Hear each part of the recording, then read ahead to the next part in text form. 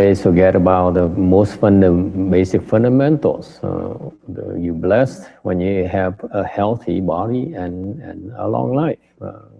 Thời buổi này chúng ta quên rằng lo đi làm việc, thành quên hy sinh cái thân mạng mình để mình làm ra tiền.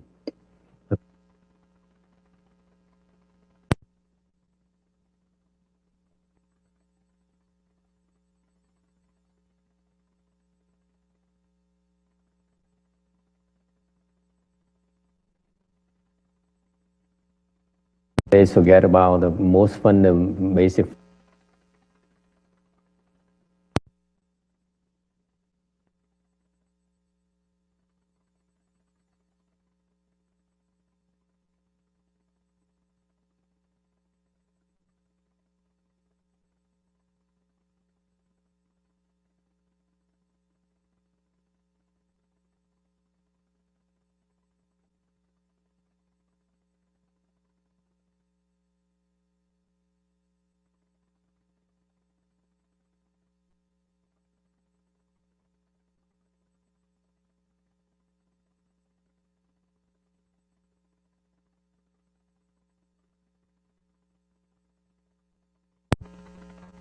修12因缘而悟道，这叫独角。这个独角，它住在深山穷谷里边，隐于岩穴之间，它看天地间的万事万物，生生灭灭，灭灭生生，所谓春观百花开，秋读黄叶落。他看这种的境界而悟道，这叫独角。Individuals able to receive the teaching. This refers to the living beings who are taught and transformed. To whom is the teaching of the sutra directed? The Shrangama Sutra causes sentient and insentient beings to perfect all wisdom at the same time. Both sentient and insentient beings can realize Buddhahood. Those who are taught specifically here are the sound hearers, once enlightened and conditioned, and those with something left to learn. Sound hearers, arhats, hear the Buddha's sound and awaken to the way. They practice according to the four truths: suffering, accumulation, extinction, and the way. Ones enlightened to conditions are Pratyeka Buddhas, born at a time when there is a Buddha in the world. They cultivate the 12 links of conditioned causation and awaken to the way. When there is no Buddha in the world, the Pratyeka Buddhas are called solitary enlightened ones. Solitary enlightened ones live deep in the mountains and remote valleys where they hide away in caves. There they watch the myriad things between heaven and earth continually live and die. In the spring, the 100 flowers open. In the autumn, the yellow leaves fall. Watching these changes, they awaken to the way. There's one more paragraph to this section.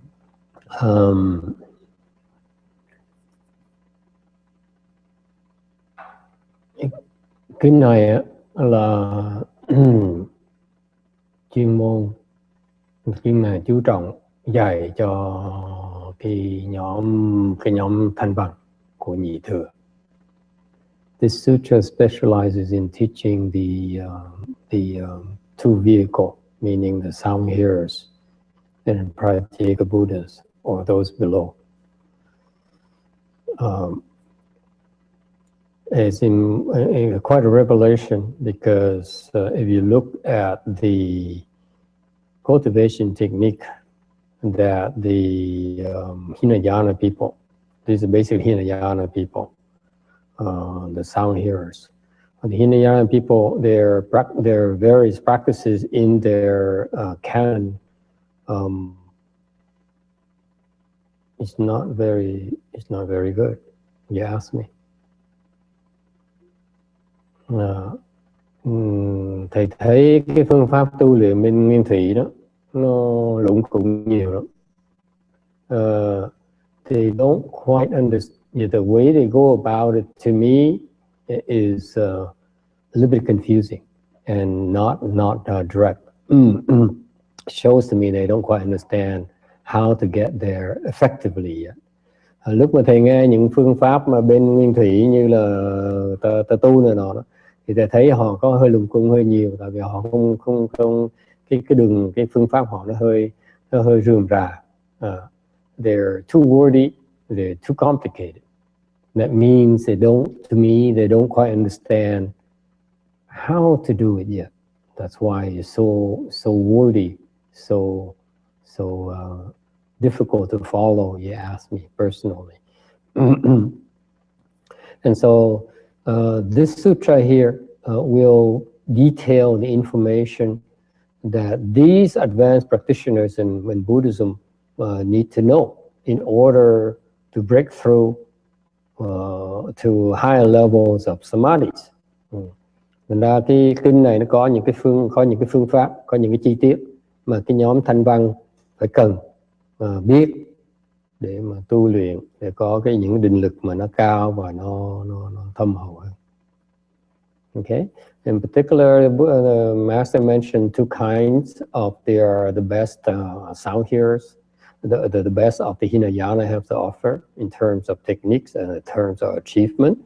Thành bên nguyên thủy có hai cái đường mà họ đi mà họ đạt tối cao của họ, là bên là thanh văn tức là A La Hán, còn bên là Bích Chi Phật.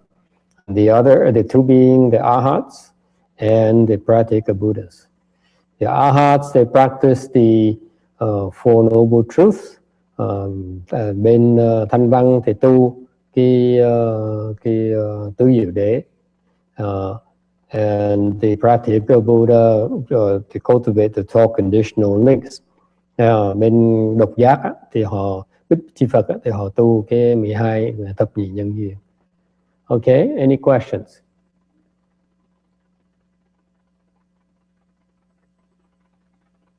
That's why when I hear the Hinayana instruct their people on how to meditate, I find it to be not very effective. Đối với thầy, khi họ nghe những cái phương pháp mà bên nguyên thủy họ dạy người ta luyện thiền đó, thì thầy thấy phương pháp họ hơi lủng củng. Continue, please.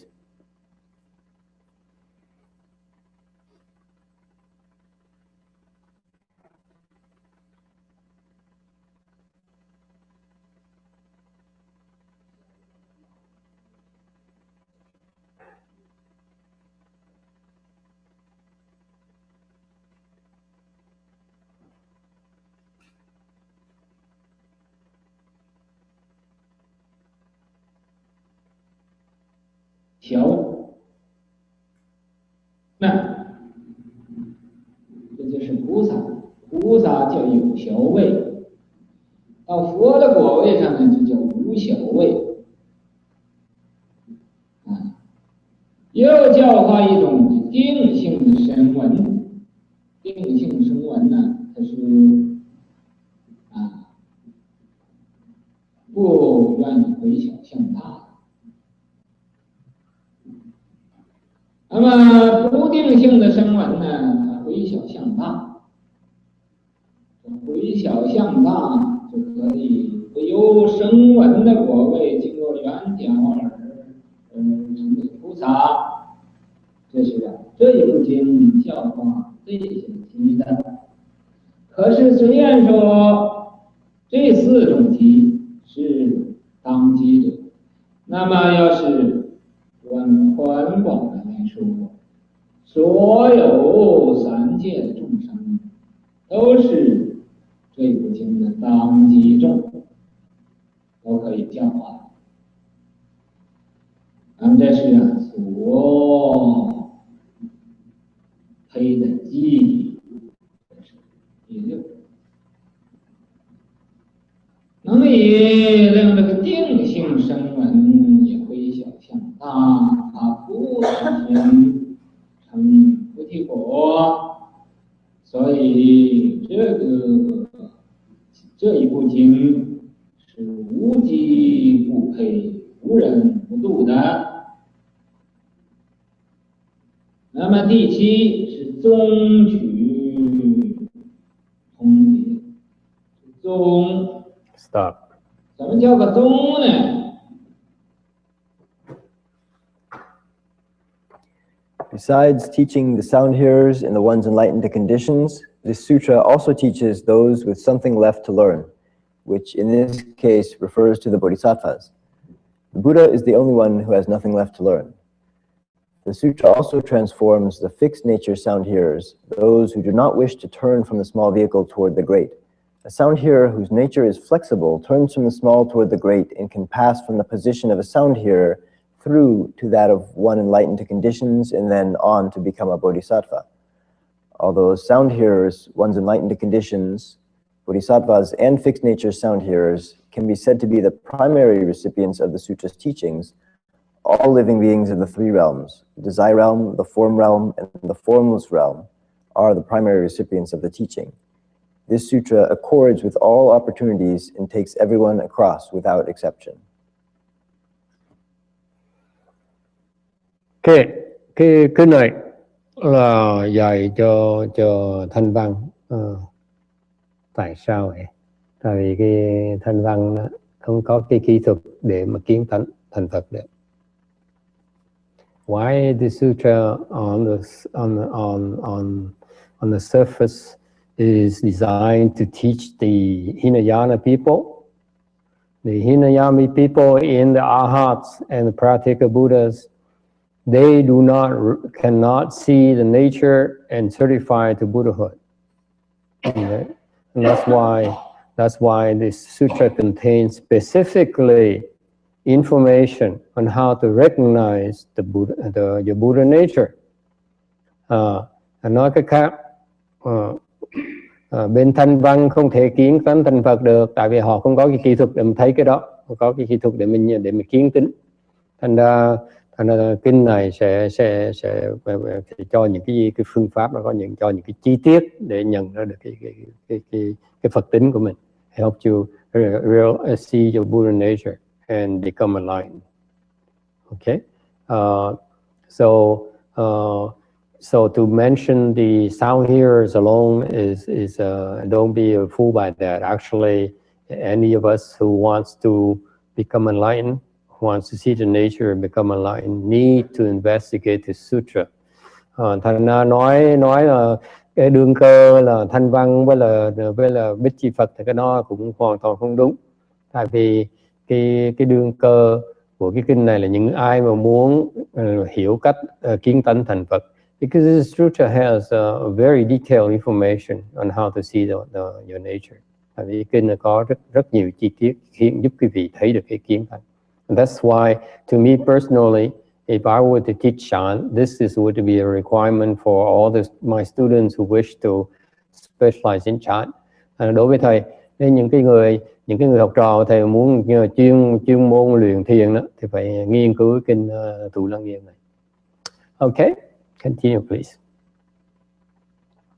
宗是遵从的宗从上看，这叫一个宗。宗之所归叫取，遵从为宗，那么宗所趋向，这叫取。宗之所归叫取。什么叫宗？好像咱这个二乘的专门讲因果。二乘的全乘的，佛所说的教法，有全乘，有实乘。全就是暂时的，实就是永远的。那么暂时所说的全乘的法门，就多数讲因果。这个因就是个宗，这个果就是个取。实相呢，到这个实乘上，全乘、实乘实。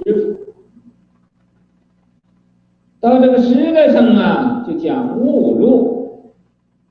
这个悟就是个就是个业宗啊，这个入呢就是个取。这个经以这个恶难当机被难，这个时候佛救他，叫他回小向大，这是个宗。机制他到了极果，这是个取。这是第七之宗取，宗取通别，这是通于佛道这种宗取。那么不像其他小乘的经典，而仅居小乘，不能达到佛果，所以与那个分别，与那个小乘教育分别。这第七，第八呢，说时前后。Similarities, differences, and determination of time. The principle is that which is held in honor. What the principle leads us back to is called its implication. The teaching of the two vehicles, the sound hearers and Pratyeka Buddhas, is concerned primarily with cause and effect. This is a provisional teaching. The Dharma the Buddha spoke includes both provisional and actual teaching. The provisional is temporary, the actual is everlasting. With the provisional teaching, cause is principle and entering is its implication. When true appearance is reached, the provisional becomes actual. When the actual is reached, one is said to have awakened and entered. Thus, awakening is the principle and entering is its implication. When Ananda, the protagonist of this sutra, ran into trouble, the Buddha rescued him and then taught him to turn from the small toward the great. That is the principle. Ananda's arrival at the ultimate fruit is its implication. The principle and its implication thus penetrate to the Buddha way and are the way to Buddhahood, and are thus distinguished from the various small vehicle sutras which discuss only the small vehicle and cannot penetrate to the Buddha position. Okay. Another section in the Xianqiu school of analysis of the sutras, cursory analysis of sutra, which I am not in particular enamored with.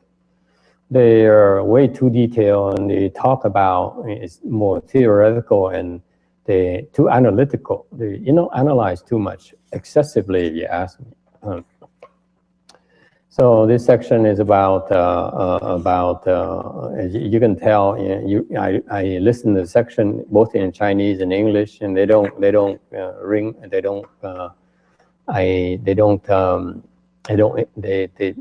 interest me at all, because it's too much analysis is for intellectuals. I'm close-minded. I just want simple things that I need to know, not a detailed description of the entire world. I don't need to know about the entire world right now. I need to uncover my ignorance. I need to uncover to break through the fog of delusion. Okay. Đối với thầy cái này là cái tông hiền thủ nó cũng hơi rườm rà tí, tại vì nó phức tạp, nó nói về những cái chi tiết mà nó quá chi tiết. Thành đối với thầy nó chả có lời gì hết. Tính thầy rất là giản dị. Mình tu thì mình phá vô minh của mình, muốn biết cái chi tiết để phá vô minh mình. Còn những cái mà học thức, những cái học vấn mà chưa cần thiết thì thầy không muốn nghe làm gì. Vô minh mình chưa thấy nổi thì biết mấy chuyện người ta làm gì. My ignorance is my primary concern. I don't care to know about who the other people are and so on and so on. It's just too analytical for me. Okay, let's continue. I'm not interested in this section. 经的时候是在什么时候？佛说法49年。那么在这个时候这个波斯匿王啊62岁，波斯匿王和佛是同岁的，所以现在这个经典呢，应该在这个方等的时候，方等的时候说的这个经典，所以呢，就说是前后定它在这个方等的时候，所以前面呢判它是在这个宗教里边是一个师法，这是说是前后。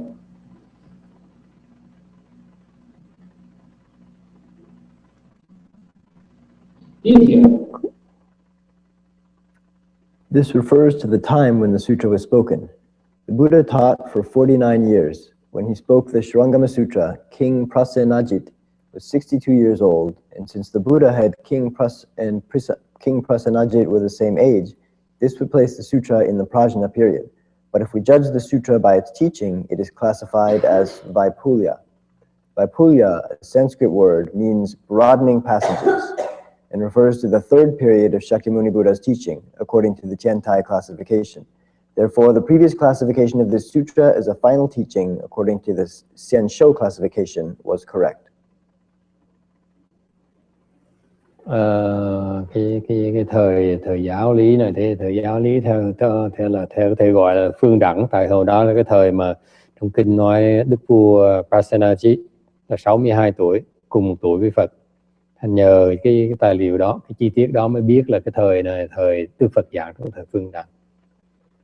Okay, so it's a Vaipulya period when it was spoken. All right, continue, please. 佛呢是立名传译，这个传译这个经典呢，这个来历很远。那么，你先把这一段翻译。中曲呢，中别，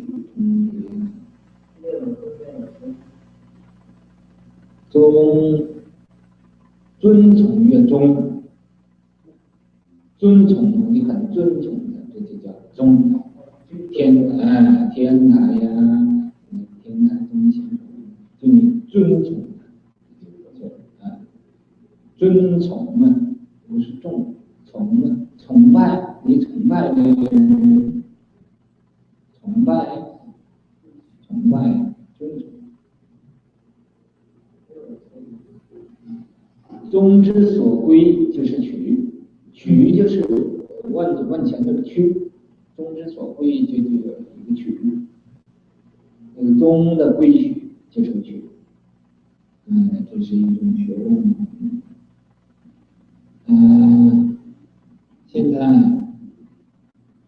讲到第9，立名传译，立啊就是经历，名啊就是让每一个人明白，传呢传授，译就是翻译。说起这一部经的因缘，是很远的。在天台智者大师啊，先读诵法华经，把所有的经啊都分出来，有序分、正宗分、流通分。序分就是在前边呢，就说了一个序字，做序的序文，说一篇序文。序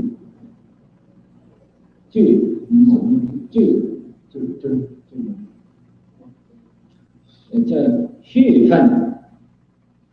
正宗分呢，就是说的这个经里面的这种的宗曲，叫正宗分。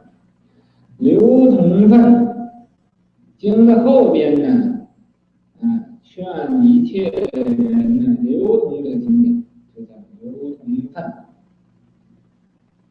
智者大师把每一部经典都分析出来，有这么3份。等到印度有一个法师到中国来一看，说你所分析的这个和印度这个经典呢正相符合，是一个样子。印度那个经典呢也分出来这么3份这个有一部《楞严经》也分出来这么3份。天台智者大师听说这样说法，于是乎他每天呢就向西方叩拜求这个能看见这个《楞严经》的经典。一拜了18年，很长久。可是拜了18年，但是他也没有看见过这一部《楞严经》，没有看过这一部《楞严经》那么以后在印度国王他认为这一部经典是一个国宝。怎么国宝呢？这也是龙圣菩萨到这个龙宫里去取出来的这一部经典，所以这个国家就把这一部经典呢也定为国宝，不准流通到外面去，不准传到外面去。Stop. 这 The history of the transmission and translation. After the great Tiantai master Zhi Yi read the Dharma Flower Sutra, he divided all sutras into 3 sections: the preface, the body, which embodies the principle and implication of the sutra, and the propagation, which is an exhortation at the end of the sutra that it be circulated throughout the world.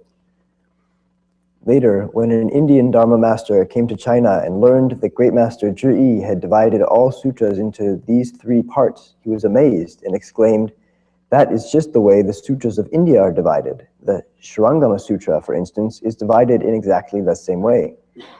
When Master Zhi Yi heard of the existence of the Shurangama Sutra, which he had never seen, he was moved to bow to the West in the hope that he would one day see this sutra. He bowed to the West every day for 18 years, but in the end, he never had the opportunity to see the sutra. How superior must be the causes and conditions that allow us, who have never bowed to the sutra, to be able to encounter it now, to read it, and to recite it. Eventually, the king of India proclaimed the Shurangama Sutra a national treasure because it was one of the sutras that Nagarjuna Bodhisattva brought back from the Dragon Palace. After the proclamation, no one was permitted to take the sutra out of the country. Okay. Excuse me. So now they're examining how the transmission sutra and the translation sutra, 2 very important aspects of the analysis in the understanding of the sutra. You need to understand how the sutra came about, or how we got a hold of the sutra. Venerable Tuta, which is a greatly learned master of the Chinese Mahayana Buddhism. He specializes in the Dharma Flower Sutra. He's one of the founders of the Tiantai, or the patriarchs of the Tiantai school of Buddhism. They specialize in studying the Flower Sutra. The Flower Sutra is one of the major Mahayana sutras we need to study in order to become a Buddha. Okay. So he's thoroughly knowledgeable about the Dharma Flower Sutra. When he heard that that in India, besides the Dharma Flower Sutra, there is another sutra called Shrangama Sutra, which is this particular sutra. He was so excited. He said, "Wow, this is a great sutra," and so he wanted to have a chance to look at the sutra. Ngài Trí Giả Đại Sư đó là chuyên môn là một cái tổ sư cái dòng Thiên Thai, chuyên môn nghiên cứu về kinh Pháp Hoa, một cái đại kinh trong Phật giáo Đại thừa. Thì ngài nghe người ta nói rằng ở bên Ấn Độ đó có cái bộ Thủ Lăng Nghiêm này, nghe tin một cái ngài rất là mừng. Thành ra ngài muốn đọc cái kinh này. Thành mỗi ngày đảnh lễ về phía Ấn Độ, ở phía Tây đó, mà chỉ mong cầu được đọc cái kinh Thủ Lăng Nghiêm này. Đảnh lễ mỗi ngày 18 năm trời mà vẫn chưa đọc được. What's interesting is that Master Chutra, Chu-yi, he bowed to the west, to India, towards the India direction for 18 years, every single day. And he himself never got a chance to look at the Shrangama Sutra. Okay, so for us to be able now, thanks to Master Shenhua and the Chinese patriarchs and Master Shenhua's disciples, to be able to investigate the Shrangama Sutra, is indeed, we are extremely blessed. Okay? We have great affinities with this Mahayana. Thành ngày hôm nay mà chúng ta mà có cơ hội nghiên cứu kinh Thủ Lăng Nghiêm này là phải công nhận là nhờ ơn của Ngài Tiên Hóa với các chư tổ sư cũng như các đệ tử của Ngài Tiên Hóa đã giúp đỡ chúng ta đọc cái kinh này. And so we should be grateful to them because I am grateful to them. I'm grateful to Master Shenhua. I'm grateful to the patriarchs. I'm also very grateful to the people who translated the sutra into English, which I used for my practice. Những thầy muốn nhấn mạnh là thầy muốn tỏ lòng tri ân Ngài Tiên Hóa với các lịch đại tổ sư, cũng những thầy muốn tri ân những cái đệ tử Ngài Tiên Hóa mà đại thông dịch cái kinh này qua tiếng Anh để thầy dùng cái bản đó để mà tu hành trong quá trình tu hành. So it's very important. We're indeed very blessed, okay, to be able to help this for investigation. It was the sutra was retrieved from the Dragon King palace down there by Lũng Su, by Nagarjuna Bodhisattva. Ngài Long Thọ Bồ Tát là để phải xuống tầng cái Long Cung đó, lấy cái bản kinh đem lên cái Quả Nhân Gian này. The Dragon King is worshipping all the Mahayana Buddha Sutras down there. He has a copy of everything. Long Vương đang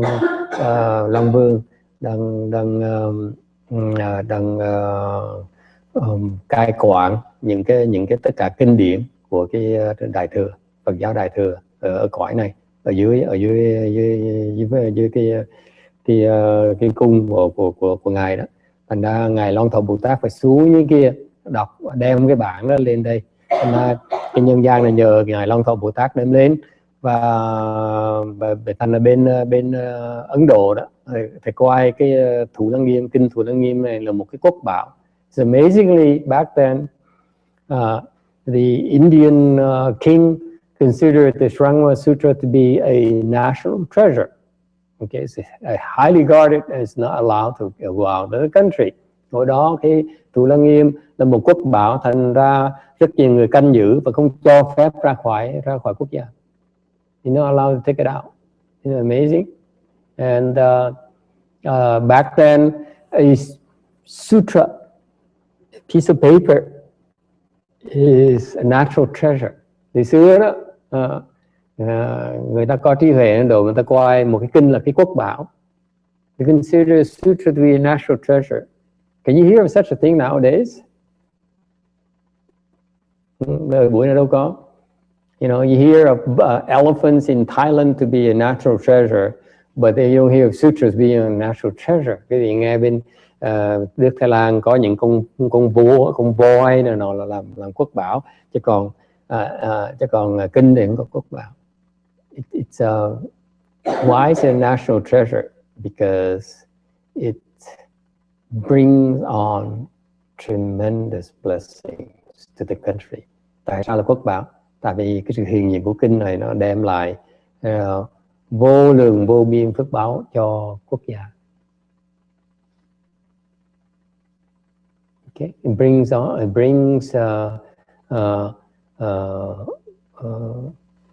on incredible blessings to the country if you have it.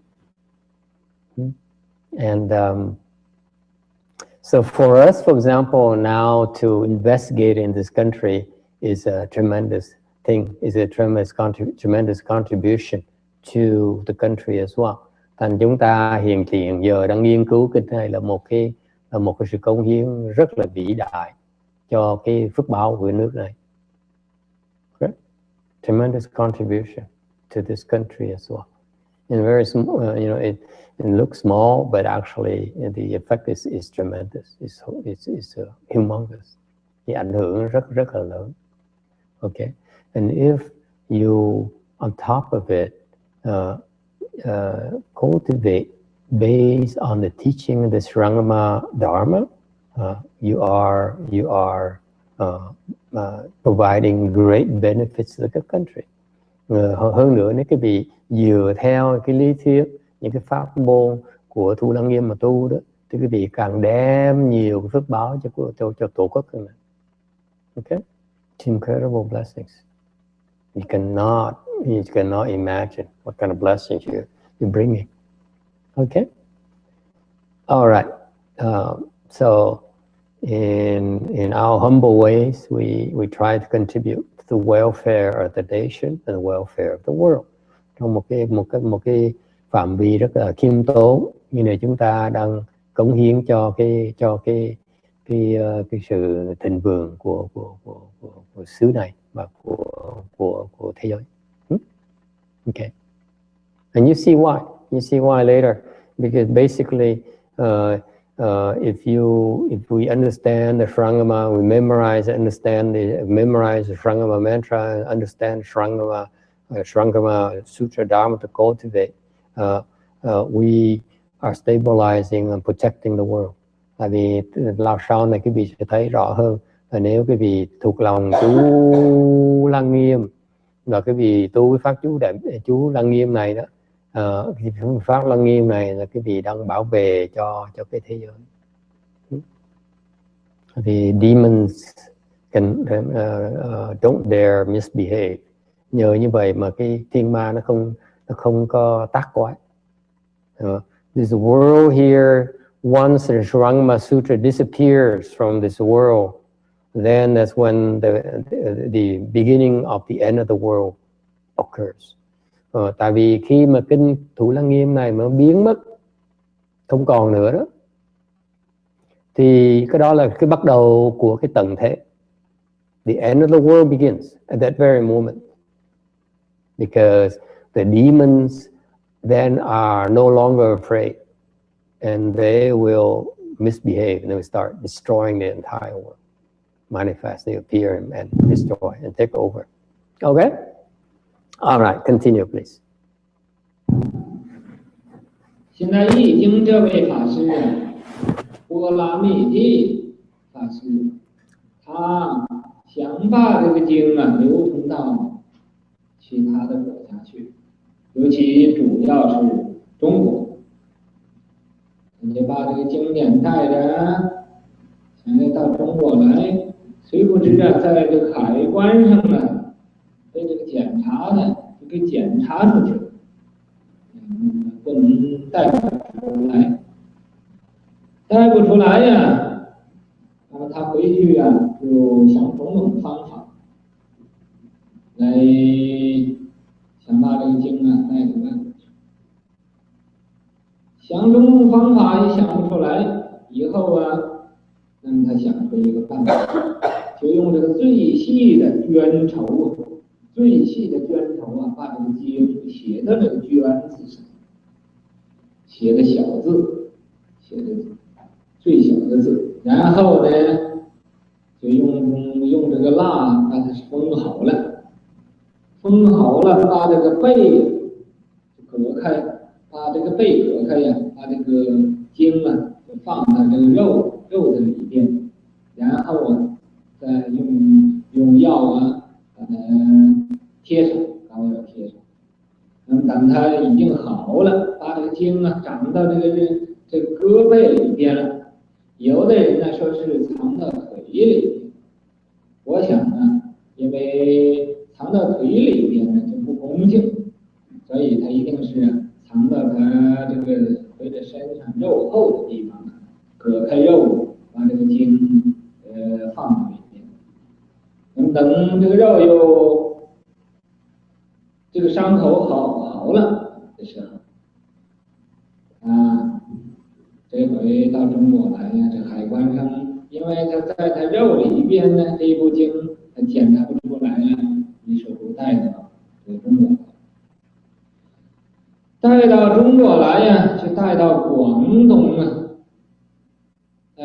广东这个地方，正赶上啊，这个方雍啊，丞相也被贬到广东来，于是乎啊，把他请到广东一个庙里边翻译这个经典。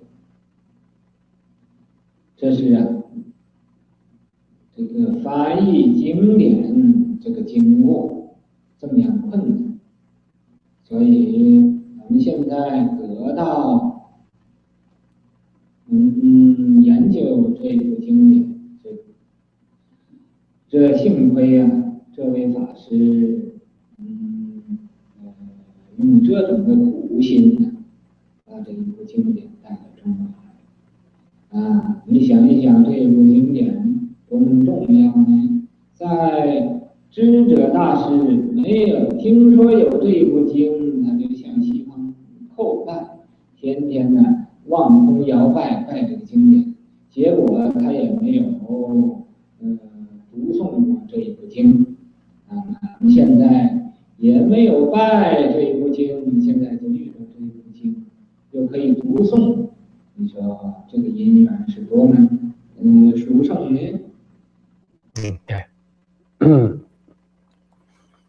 ？At that time, Dharma Master Paramiti was intent upon getting the sutra out of India into other countries, especially China.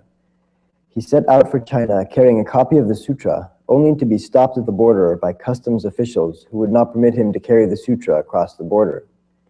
Since he was unable to take the sutra out of the country, he returned and tried to think of a way to get the sutra out of the country.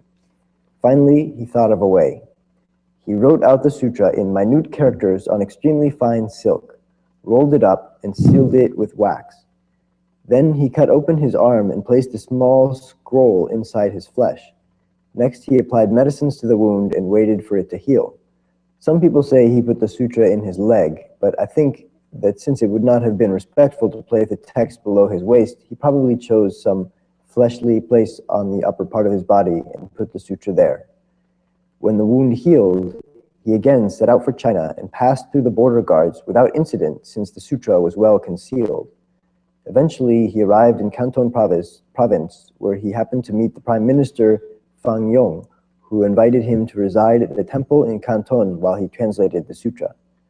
These were the difficulties encountered at the time the sutra was translated. How fortunate for us that the Dharma Master was so determined to take the sutra to China.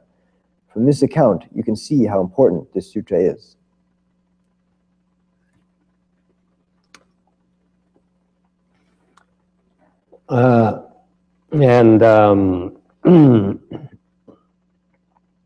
Ngài có một cái vị thầy bên Ấn Độ, nước đó quyết định là lưu truyền cái kinh này qua những quốc gia khác, thành mới đi ngược lại tông chỉ nhà vua, lén chép lại cái kinh lại cho chữ nhỏ hơn trong cái gì đó silk pyramid, trong lụa, rồi xong rồi cắt he says in Chinese, bei. He put the sutra in the bei, meaning the back, right? The arm. Oh, the arm. Okay. Rồi giấu trên tay đó. Khâu cắt thịt tay ra, cắt tay ra để kinh vào, khâu lại rồi bôi thuốc cho nó liền. Xong khi liền rồi mới đi qua hải cảng, đi qua cái hải quan để mà qua nhất định qua bên Trung Quốc. Còn Trung Quốc thì gặp được thủ tướng. Thủ tướng mới mời ở lại và thông phiên dịch cho cái kinh này. Cái kinh nó qua Trung Quốc nó khó khăn như vậy. So this Dharma Master Paramiti painstakingly made sure work hard to bring a copy of the sutra to China, and that's how. And then he was there to translate it as well. He stayed there to translate it as well. So you see, a lot of people work very hard to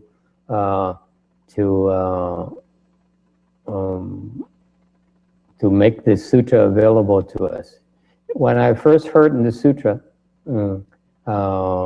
in DRBA, khi mà thầy nghe tới cái bản kinh Thủ Lăng Nghiêm này, they have 7 volumes, and you call 7, 8 volumes, right?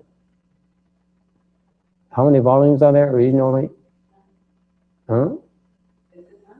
Yeah, 7 or 8 volumes. 8 volumes in English, and then I was unimpressed until I heard the story. Thầy nghe thầy biết giá trị đó. Thế khi thầy nghe there's a separate volume for the 50 skandha demons. Có một cái cuốn riêng cho 50 ngũ ma thôi.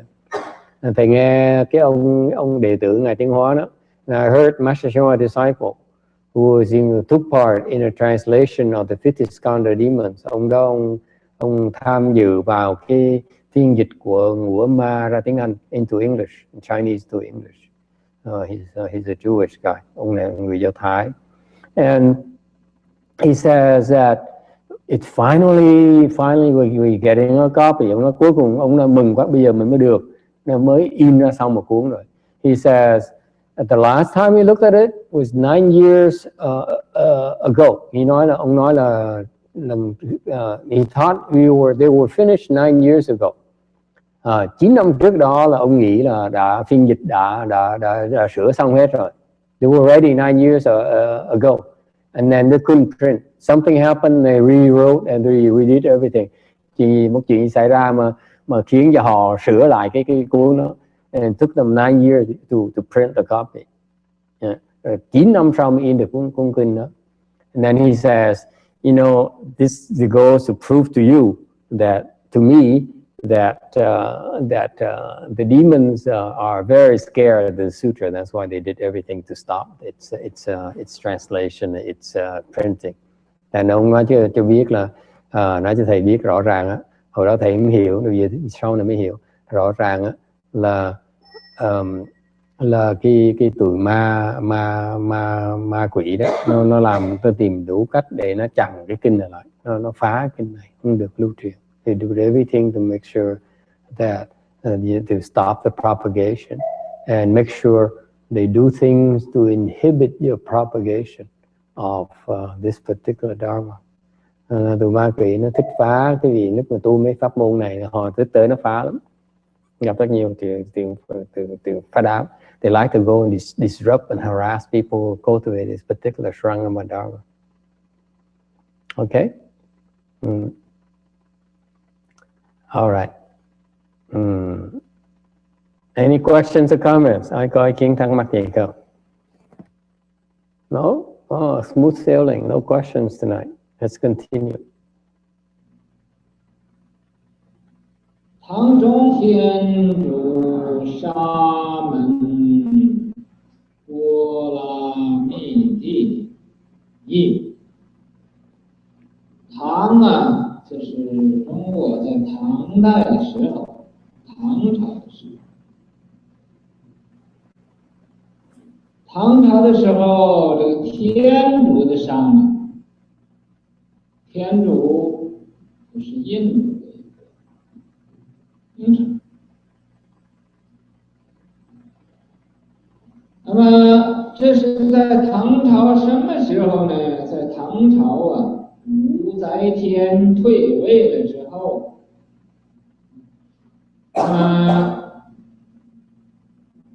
神龙元年，在这个时候啊，有一位印度的沙门，也是印度话，翻译到中文呢，就叫勤洗，就是勤修戒定慧，熄灭贪嗔痴。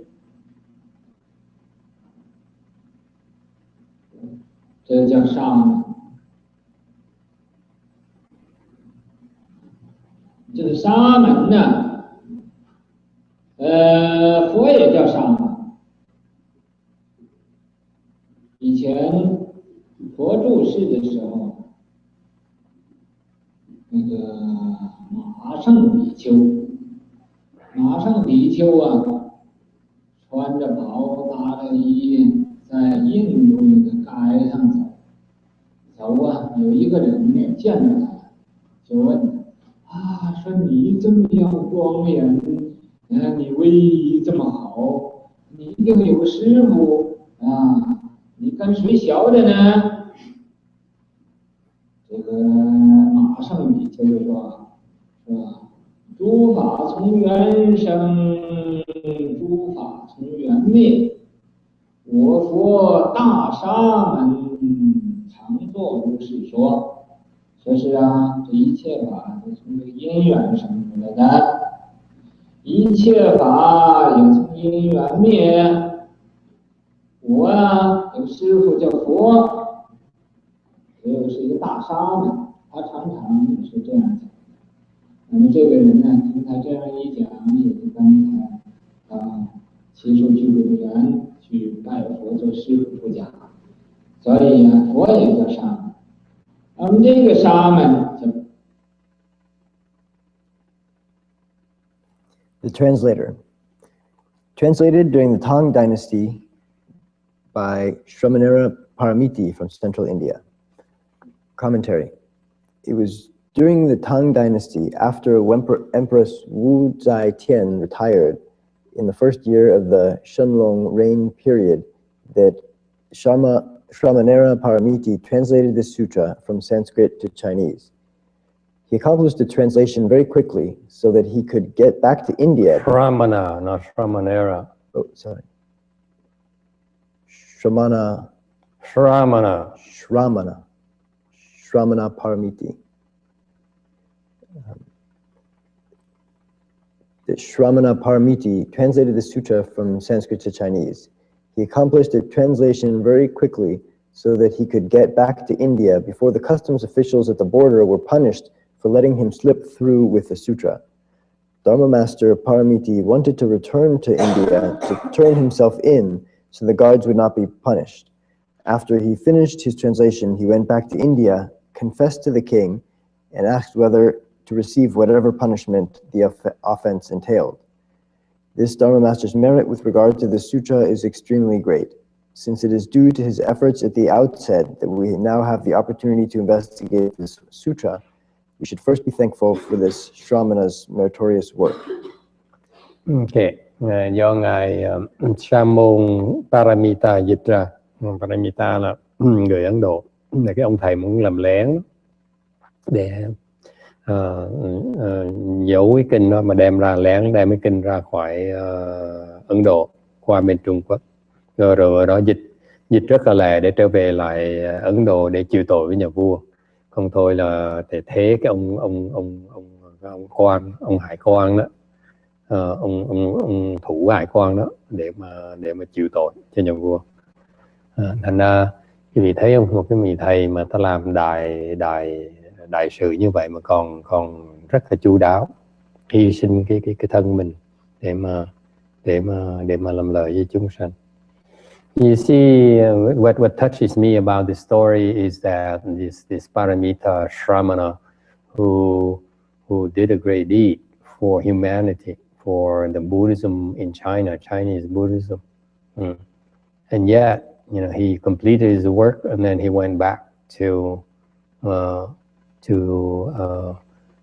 protect the official, the customs official.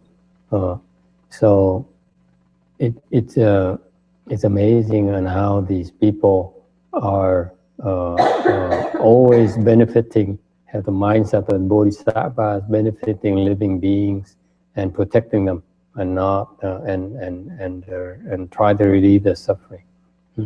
We should try to do the same. This is the spirit of this, where this translation, the Chinese translation was made with. Quý vị nhớ, đây là cái tinh thần của cái bản của Tiên Hoa, của Kinh Thủ Lăng Nghiêm là như vậy đó. Cái gốc nó là gốc của một cái lòng từ bi của một cái ông sa môn đã chịu cực chịu khổ, chịu đau chịu đớn để mà đem cái bản qua Tiên Hoa, xong rồi làm xong rồi chi dịch xong rồi thì về lại để mà để mà bảo vệ cho cái ông hải quan, để khiến ông không bị lâm nạn. Đó là cái tinh thần của cái bản kinh này như vậy đó. Let's remember, this is the spirit of this sutra. You know, a spirit of generosity, of caring, that we got it through this kind of person, this kind of great person. Cái tinh thần của ông sa môn này thiệt sự là quá tốt đẹp. Okay, continue please. 波罗蜜地，这是印度话。他说把这经带到中国来翻译成中文。那么他翻译的时候在很快的，他就把它翻译完了。为什么他要很快把它翻译完呢？他因为他把这个经典带回来之后，这个守关的这些个官吏，在这种国王就责备这些官吏，说你为什么放这个和尚出去把这个国宝也带走了他带走了之后这国王也知道。那么因为国王知道灾难这个守关的这个人，这个法师他愿意快一点回去去认罪去，认可这国王怎么样罚他，自己不希望这国王罚这个守关的这些人，所以很快的把这个经典翻译完了之后，就又回到印度去，请这国王怎么样惩罚他接受这种惩罚。这一个法师他对于这一部经的贡献是功德非常之大，所以咱们现在能得到研究这一部经典，应该先感谢这位沙门的这种功德，所以把这位沙门的这种经过先向大家来介绍。English, yeah. Then again, you know, it's worth emphasizing that to me it's fascinating now. After all these years, I look back and hear the story when I first read about it. I wasn't paying attention. Lần đầu tiên tôi đọc cái chuyện này thì không để ý chuyện này. Now listening to it again, I realize how big this Dharma master here, how revered he was by the Chinese and by the Indians. Okay.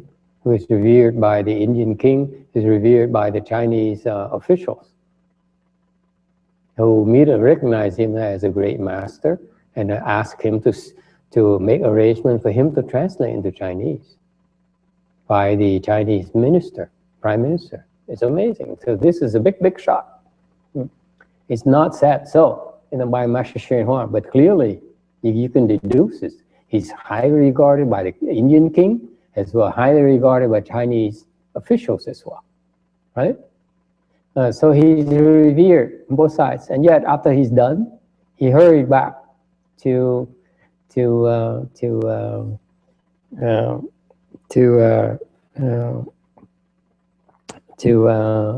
offer to save the official, the customs official. That to me is so remarkable.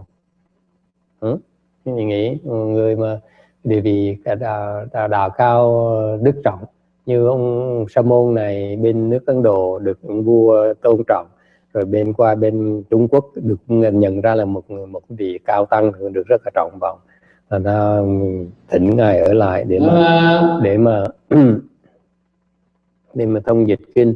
Thì như vậy rồi, mà sau khi mà lần đầu tiên là nghe chuyện là thầy không để ý, bây giờ mới để ý thêm một cái vị cao tăng như vậy mà người rất là có đạo đức, làm xong rồi biết mình sai lầm, không muốn người khác chịu tội, chịu vạ, thì lấy vạ về mình trở về lại cái nước Ấn Độ, dịch xong trở về nước Ấn Độ để mà thú tội, để mà cứu cái ông quan làm hại quan. Okay, so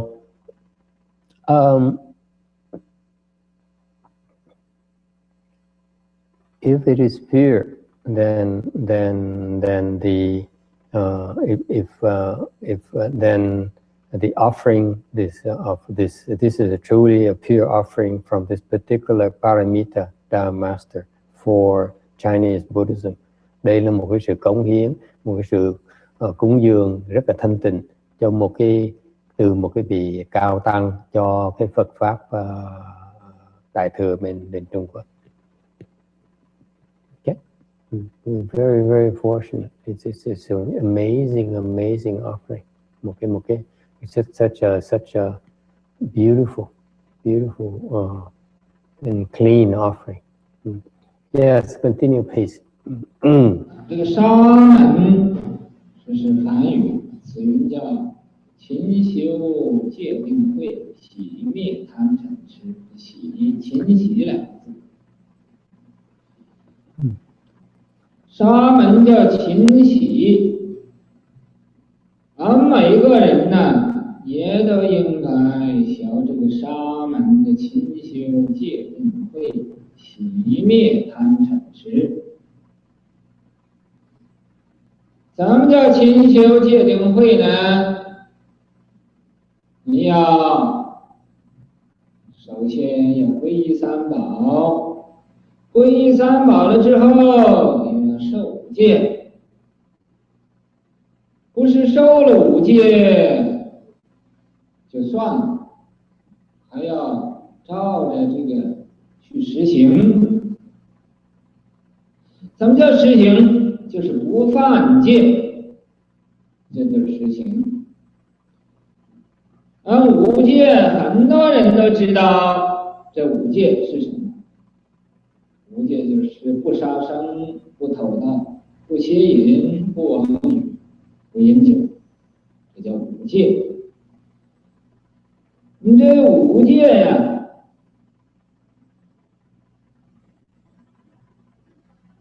非常重要。如果我们每一个人能以修持五戒，就不会失落这个人身。Shramana is a Sanskrit word that means diligent and putting to rest. That is, diligently cultivating precept, samadhi, and wisdom, and putting to rest greed, hatred, and stupidity. The Buddha is also called a Shramana. Once in India, when the Buddha was in the world, the Bhikshu Ashvajit, master of horses, was walking down the road, carefully attired in his robes. His handsome deportment was so striking that upon seeing him, Mahamaggyana was moved to say, "You are so majestic, your awesome manners so well perfected, that certainly you must have a master. Whom do you study with?" Bhikshu Ashvajit said, "All phenomena arise from conditions. All phenomena cease because of conditions. The Buddha, the great Shramana, often spoke of this. When Mahamaggyana heard those words, he accompanied the monk back to the Jeta Grove in the garden of Anathapindaka, bowed to the Buddha as his master, and left the home life. Each of us should study the conduct of a Shramana. In order to cultivate precept, samadhi, and wisdom diligently like the Shramana, you should first take refuge with the triple jewel and then receive the 5 precepts to refrain from killing, from stealing, from sexual misconduct, from lying, and from taking intoxicants. After receiving these precepts, we should actually put them into practice, which means we should never violate them. The 5 precepts are extremely important. Strict adherence to them will ensure rebirth in the realm of humans. If you cultivate the 5 precepts, you won't lose the opportunity to be born a person.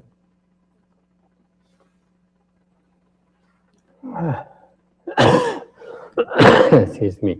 Sa môn. Sa môn là ghi âm từ tiếng Phạn, có nghĩa là tinh tấn, cần mẫn và diệt trừ. Tinh tấn tu giới định huệ, diệt trừ cái tham sân si. Okay, any questions? Okay, continue. 那实行这个戒。那么为什么说不杀生这可以了？一切众生皆有佛性，皆堪作佛，这应该戒的，应该不杀生，不偷盗，这也是应该戒的，不邪淫也是应该戒的，不挡语也是应该戒的。为什么这个酒也在5戒之内呢？为什么要戒酒呢？我一生之中就欢喜饮酒，又欢喜抽烟，所以我也不想学佛法，因为什么呢？有这个戒酒这个条例，我就不愿意学佛法。可是你要自己想一想你这个喝酒是对不对呢？抽烟是对不对呢？说是人人都喝酒，人人都抽烟，这有什么不对的呢？这人人所好的，可是人人所好的，这就是吸烟不查。你养成这种的风气，不知道觉悟，不知道觉察人家抽烟你也抽烟，人家喝酒你也喝酒，就跟着人家跑，跟着人家跑，自己身上就养成一种毛病，这叫毛病人没有大病，只有小病，没有小病就有毛病。这抽烟喝酒是一种毛病想把它戒除去，认可不学佛，也不戒除这个烟酒。你说这个人这思想多愚痴，这是一种愚痴的思想。Someone may say, however, I understand why one should not kill. After all living beings have the Buddha nature. All can become Buddhas, so every living being's life should be spared. I also understand why stealing is not good and that it is important to refrain from indulging in sexual misconduct and lying. But why are intoxicants included within the 5 precepts? I've always enjoyed drinking and smoking. Everybody drinks. Everybody smokes. What's wrong with it? In fact, I'm seriously considering dropping my study of the Buddha Dharma just because of this prohibition against intoxicants. You should stop and think about it instead of just following the crowd. Others enjoy smoking and so you join them. Others enjoy drinking and so you drink too. You get caught up in such company and you do the things they do until eventually you get the habit as well. Most people don't have great faults, but rather just slight faults and little problems. but just on account of these slight problems, you would consider cutting short your study of the Buddha Dharma. How stupid would that be? Do you want to know why there is a prohibition against wine? I'll tell you a true story to clarify this point. Okay. Anh muốn tu thì phải tinh tấn tu giới định huệ. Cái giới là quan trọng, giới là bắt đầu khi quy tam bảo, cái vị phải thọ giới, ngũ giới, nhất là ngũ giới. Ngũ giới là cái căn bản của cái đạo đức của loài người, của nhân loại. Muốn làm người á, phải tu cái ngũ giới. Ngũ giới là không không sát, không đạo, không ăn cắp, không tà dâm, và không nói dối, và không uống rượu, hút thuốc, dùng chất ma túy, những chất men, dùng chất say. Thì cái đó là cái chuyện rất là quan trọng. Cái đó là giới của cái bản tính cái tính lương thiện của chúng ta. Nếu giữ đúng giới như vậy là trở về lại với cái bản tính bổn lương thiện của chúng ta. Ngài nói là có những người đồng ý, chỉ không đồng ý cái chỗ là không cho uống rượu, không cho uống thuốc là người ta rất khó chịu. Thì uống rượu thuốc là đa số ai cũng uống rượu, hút thuốc, thì tại sao phải cấm làm gì? Thì cấm là tại vì nó có hại cho cái vị mới cấm. Okay, any questions? Excuse me. Yeah, it's a common thing. Excuse me. Not only for lay people but monks too. They drink and they smoke as well. Quite a few monks that drink and smoke. Where? In this country, as well, in Vietnam, in China, in Korea, you name it, it's everywhere. People like to drink, they like to smoke. Okay, they don't talk about it, but, you know, it's quite commonplace. Yes.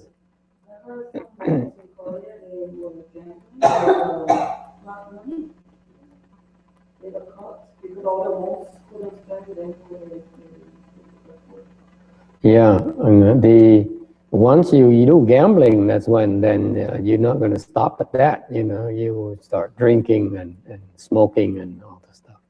And in the name of pleasure, why not? If you're seeking pleasure, you most likely are not going to stop at one. You're going to keep on trying more things, adding more things. Okay. The Asian, I don't know about you, but the Asian also have in the blood. We have the blood that the 6 thrills when we gamble. Gambling is thrilling to us.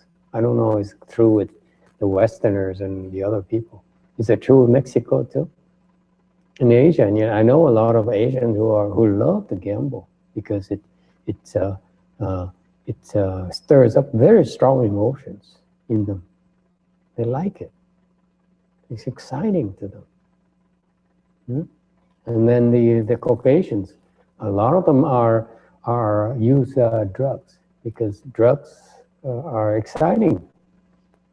You know? Yes. They heavy gamblers, yes. A lot of these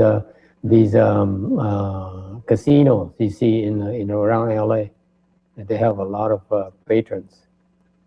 They go there. They sustain the business.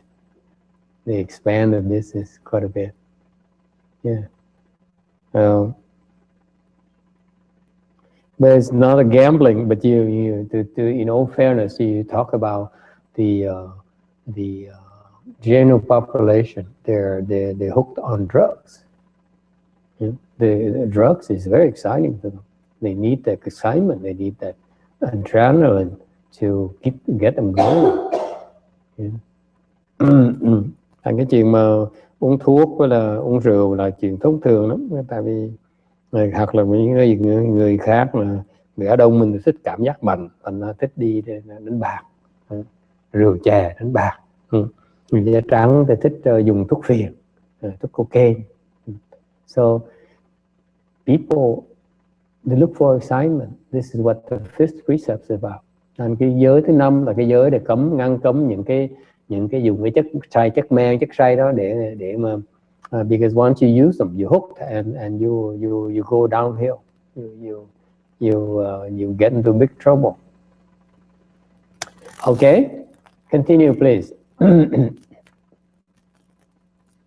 为什么要戒酒啊？我现在讲一个公案，给大家听一听。这个公案呢，就是有一个人呢欢喜喝酒，啊，他受了5戒，受了5戒之后啊，他就守不住戒啊，我都是喝一点酒啊，于是乎啊，他就想要喝酒，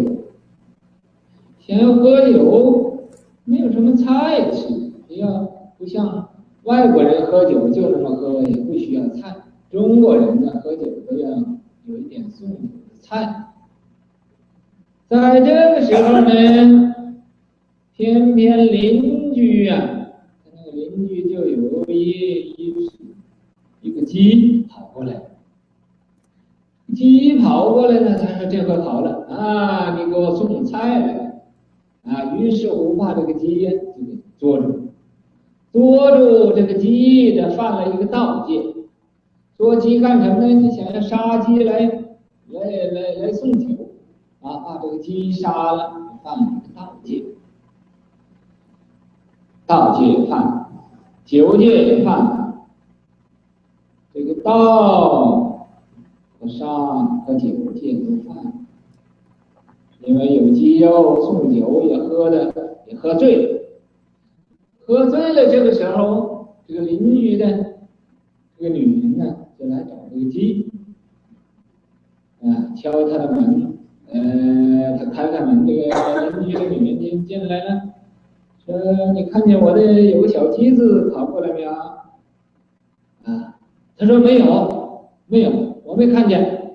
这个一个王语戒也犯了，王语戒犯了，他又看这个女人呢生得很漂亮，于是乎啊又起了淫欲心了，就把这个女人给强奸了，于是乎就给他告，就打官司。那么因为他喝酒，就因为喝酒，所以呀就把这5戒都犯了。饮酒就犯了偷戒，偷戒又犯了杀戒，杀戒又犯了王语戒，王语戒又犯了淫戒。就因为这饮酒啊，就把5戒都犯了。所以这个酒能滥性，佛家戒酒啊，喝酒喝多了，这个人就不由自主了啊，就忽天忽地，忽然而天，忽然而地腾云驾雾，什么事情都做得出。所以就因为这一个酒，就把5戒5盖都犯了，所以呀，这5盖里面就要盖酒。因为你不喝醉了，就不会做这么多的糊涂事。喝醉酒了，就什么事情都做不成。所以在佛教里呢，首先要受持5戒，这是非常重要的。There was once a man who liked to drink. He took the 5 precepts, but afterwards he didn't keep them. How did this happen? One day he thought, perhaps I'll have a little drink of wine. He took out a bottle and had a few swallows.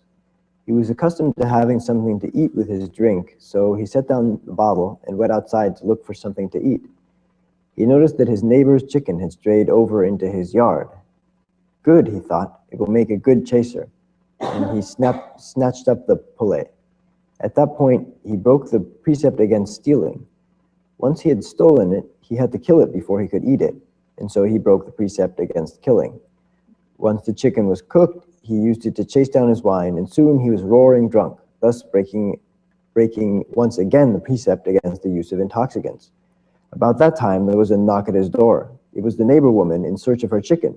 "I haven't seen it," he blurted out, thereby breaking the precept against lying. A second glance at the neighbor woman revealed her beauty to him, and aroused by an overwhelming sexual desire, he raped her. Afterwards, he was sued. Now all of this came about just because he wanted to drink. Just because he had a few drinks, he subsequently broke the other 4 precepts and got into a lot of trouble. Intoxicants cause one to become confused and scattered, so they are the object of one of the Buddhist prohibitions. A person who is drunk lacks self-control. With no forewarning, he can find himself suddenly in the heavens, suddenly on earth. He mounts the clouds and drives the fog.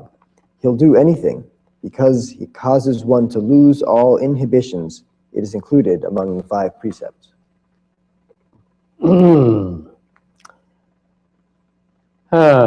Đi qua ngài kể chuyện là người ta sắp cần không uống rượu tại cái chuyện có ông kêu thích uống rượu, cái thấy con gà người đang giềng cái thèm đồ ăn nhậu, thành ra con cắp con gà, giết con gà mổ nó ăn, nó phạm tội rượu, tức phạm tội ăn cắp.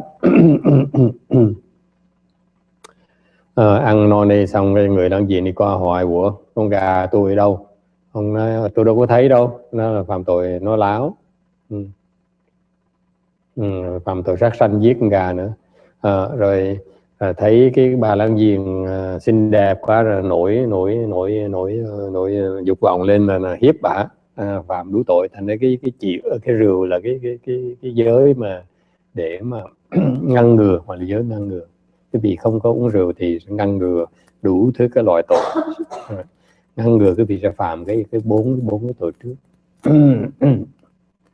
Who knows why how wine came to our world? Có ai biết là cái rượu sao tới cái thế gian này không? This happened long time ago. Long time ago. There's a tree. Có một cái cây. It has a fruit. It's no longer it's not in this country, but it has a fruit that's very sugary, very sweet. Cây có những cái trái rất là ngọt. And it has a white branch like this, and in the middle there's at where the branches meet there's a cavity. Thành ra cái cành cây nó giữa hai cành cây nó có một cái lỗ hổng. Thành ra so when the fruits some of the fruits fall and into the cavity, cái trái cây nó rớt vào cái lỗ đó, and it stayed there, and then it rained. Lúc đó trời nó mưa. Okay, and then so the combination of the sugar in the fruits and the water from the rain, thành ra cái trái cây với là nó có chất đường trong đó, và cái nước caused fermentation, nó tạo ra cái chất men, and that's how it became fermented in the cavity. Okay, nó trong cái đông nó bắt đầu nó có mùi, nó lên men. And it turns out a couple of birds was resting on the tree. Rồi có một vài con chim nó đang đậu trên cành cây, and they got thirsty. So what did they do? They drank from the thing. Hai con chim nó khát nước, là nó mới thấy có cái ngửi cái mùi nước, thành giơ cái mỏ nó uống cái nước. And guess what happened? They got so drunk. They couldn't fly anymore. Say tí, thành là không có bay được nữa. Okay. And guess what? By comes a hunter. Bỗng nhiên có ông thợ săn đi ngang. He saw the 2 birds and he wanted to shoot at the birds. Ông muốn thấy có 2 con chim, muốn bắn con chim. But he realized and he noticed that the birds are wobbly, and then so and he kept the bird kept on going, going into the hole and sucking it up, and wobbly. And eventually the 2 birds fall into the ground. Rồi ông thợ săn để ý thấy con chim nó tiếp tục nó uống hoài, nó càng uống nó càng cuồng quá, cái nó rớt xuống đất. So the hunter all he has to do is go over to the bird and tie them up. He doesn't have to shoot the birds. Nên thấy con chim, ông thợ săn không cần bắn, chỉ cần bắt con chim này cột nó lại thôi. Okay, and he smells something in the bird. It's kind of funny. It's not, the birds don't smell like that. Tới gần con chim nó thấy, ủa, con chim nó có cái mùi Đà Lạt.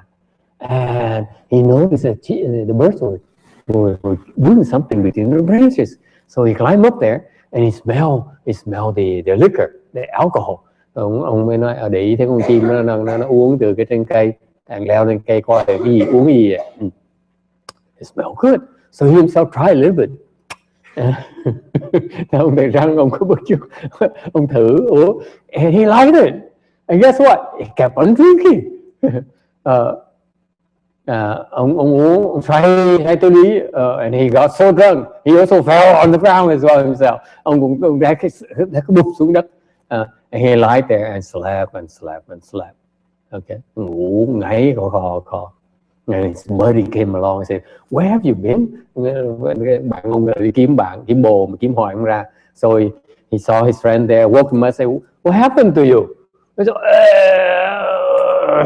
So the friend climbed up there and tried it, and he got drunk as well and fell, and then both of them have a party with the birds right there. Ông bạn tôi đi kiếm rồi gặp ông bồ, ủa sao ông làm gì vậy? Ông nói trên có cái nước này hay lắm mà uống thử chưa. Khi uống cũng say tứ lý, là hai người rủ nhau làm thịt hai con chim. Okay, so they both have the drink and the birds to eat, so they're very, very happy. And guess what? Every day they will go back there and drink it. Okay, they hunt a little bit and go and drink the alcohol, and every day they got drunk. And mỗi ngày uống, leo tới cây đó uống ẩn xe mềm. Okay, very, very happy, let me tell you. Okay, and one day they got smart. They said, "Now I have to go to my wife's visit my wife's family in a country far away." Rồi ngày kia một ông thợ săn ông mới nói là tôi phải đi theo bà xã về thăm gia đình. Okay, in India the wife has to go back home and visit the family, so he has to accompany her. So what did he do? He very smart. He says, I need to bring this drink here with me. Ông khôn, ông phải đem cái nước để đi uống, because have a good time. So what did he do? He put the drinks in those reeds. Mấy cái sầy đó, ông thọc cái sầy xong, ông để đầy cái sầy xong, ông bịt cái sầy lại, and he plucked the reeds. So he brought a bunch of reeds with him to the city. Ông đem một mớ cây sầy đó, trong nó toàn là rượu tới thành phố. And he was very happy. And then the king happened to be there, and the king says, a prize money in gold coins for anyone who brings me something I like. Ông vua cho giải thưởng là ai mà đem gì mà Trẫm mà thích, Trẫm sẽ cho 100 đồng tiền vàng. Okay, so the man said, "Oh, money, gold coin! Wow, let me try this." And so he brought the reed to the king. Ông thợ săn mới đem cái sầy có rượu trong, đưa ông vua. The king drank it and said, "Oh, this is fantastic." He gave him the coins. And ông vua uống rượu thích quá, cho ban giải thưởng. And he says, "You have more of this." Hỏi là ông còn rượu không? Có, of course, I have a lot more coming. And I tell you what, your highness, let's make it ourselves. Okay. Là ông thợ săn nói, đương nhiên là tôi còn nhiều lắm, nhưng tôi đề nghị bệ hạ như vậy, con thì thần đề nghị bệ hạ như vậy, mình làm rượu luôn. So what they did is that they duplicated the trees, or làm mấy cái cây, brought the trees and they created and they put the sugar and they figured out and put the sugar and the water in those vats and fermented them. That's how they make alcohol now full time. Bây giờ cả nước là ai cũng ngừng làm việc làm rượu. The whole country loves it, as you can imagine. I think the country is called Seoul. No, I'm kidding. And so the whole country produces now is liquor, make alcohol. That's what they do all day. Make alcohol and they drink, they make alcohol and drink, they make alcohol and drink. And guess what? The whole country perished. Vì như vậy mà cái quốc gia đó nó bị tiêu tàn. No one worked anymore. Everyone was a drunkard. Tất cả mọi người là say. From young to old, they're all drunkards. They don't do anything. So that's why the whole country, the economy perished, the whole country perished. Và cả nước nó tiêu tàn luôn. And guess what? Guess what? Before the country perished, they exported that to the next country. Trước khi cái nước nó bị mất, thì có người đem một cái rượu qua cái nước bên cạnh. Okay? And then sold it. Okay? And that's how alcohol was transmitted from country to country in India back then. Hồi trước Ấn Độ nó như vậy. Rượu nó được truyền từ nước này nước khác. And eventually it got to Europe. Cuối cùng nó được truyền tới Âu Châu. And they made champagne out of it. See? Now we should be grateful for the champagne from the Europeans. Nhờ truyền của Âu Châu mới chế ra, hồi sáng chế ra champagne. Bây giờ mình phải biết ơn Âu Châu đã có champagne. Okay? So it's a history of how alcohol came about the human realm and never departed. Và cái đó là cái lịch sử của cái rượu của trong nhân loại này. Yeah? Yes.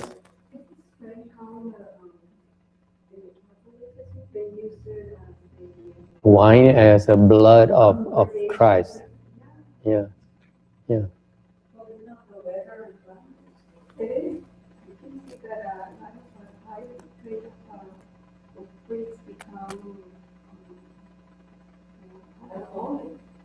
Really? High percentage of priests becoming alcoholic? Really?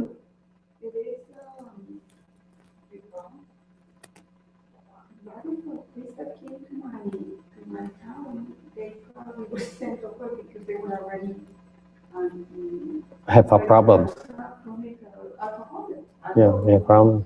You have to realize the priests and the monks, they all need some excitement. Life in a monastery, you ask these people, it's pretty boring. There's nothing to do. You cross your legs all day, it hurts like hell. What are you gonna do? Huh? For fun. You can't watch TV. Okay, there's no cable here. Okay, even Verizon refuses to come to our neighborhood. And I hate, what is it? What is the cable company here? Charter Communications. I hate them. Okay, so we don't have cable. It's terrible. We have nothing to do. So it's not uncommon for us to drink a little bit.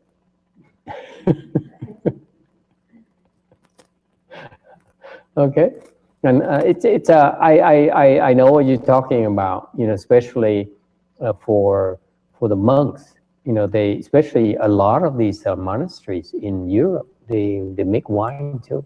And champagne. You know, champagne is invented by two Catholic friars. Yeah, they invented champagne. Moet Chandon is the name of some monks. But that monastery. Every part of the even if you go to the San Gabriel Mission, you know that the vine that they used to make wine out of. Yeah. And I personally am grateful for them to invent it so that we don't have to do it. Come on, live a little. Come on, it's not that bad. According to Shana, nothing wrong with me. I remember Shana coming into my temple and then she says, I can accept everything except the wine thing. That's what she said. The wine thing is ridiculous. Yeah, you said that. Yeah, I still remember that. Your face is so serious. The wine thing, you know, it's not acceptable. Because I drink wine. I do like wine. I said sex was okay, It's even worse. At least someone told me the wine thing is, she was very upset about the wine thing. Oh, sake then. You like sake? I thought you don't like Japanese products. No, we have Korean sake. Korean sake? But sake is like Japanese, originally. The coffee Korean. Oh. Yes. No, I know what you're talking about. Living in a cloister and holed up. It's very stressful and it's very tough. So it's not uncommon for people to develop things like they eat a lot, they overeat, or they drink, or and so on. So it's because they don't have the dharma to deal with it. You see, it's human vice is a way is a fact of life.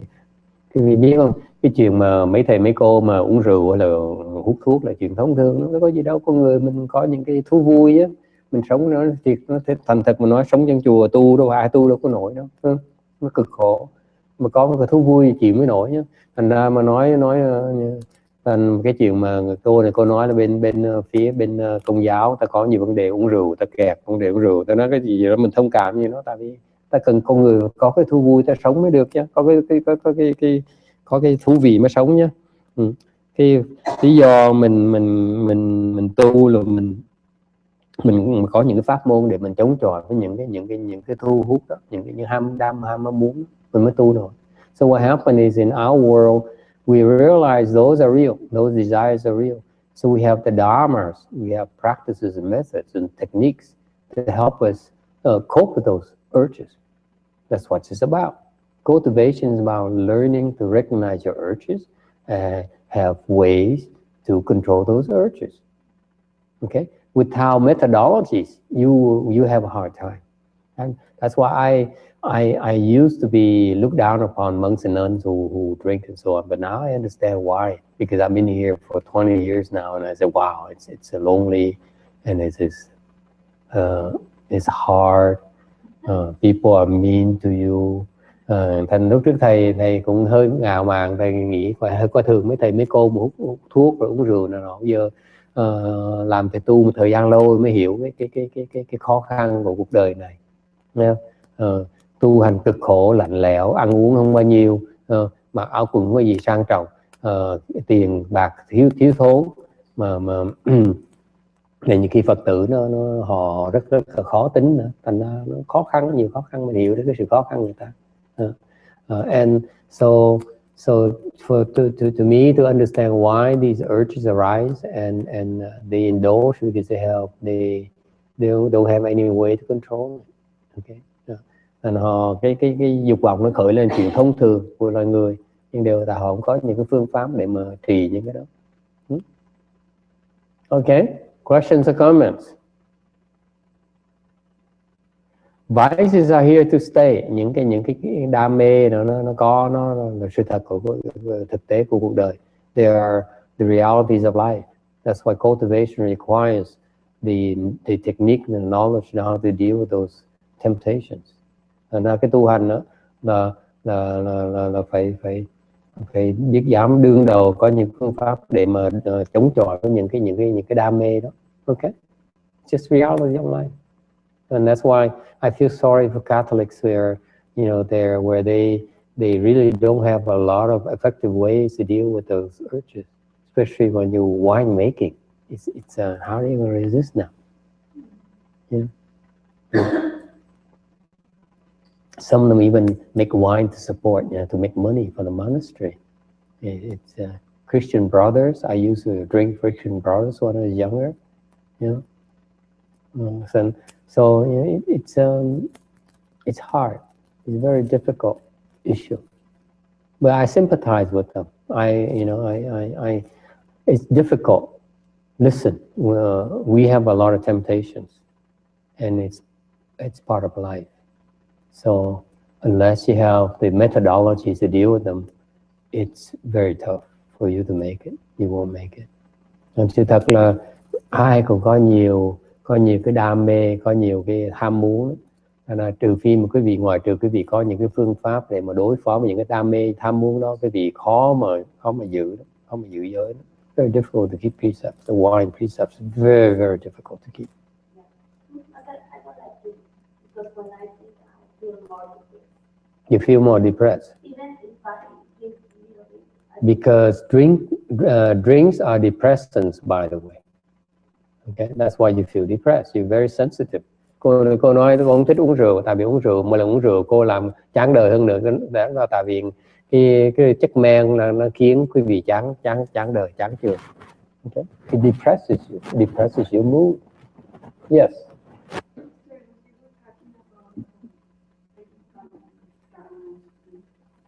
They don't.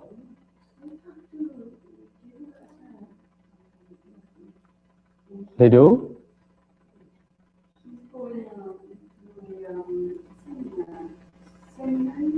Mm-hmm.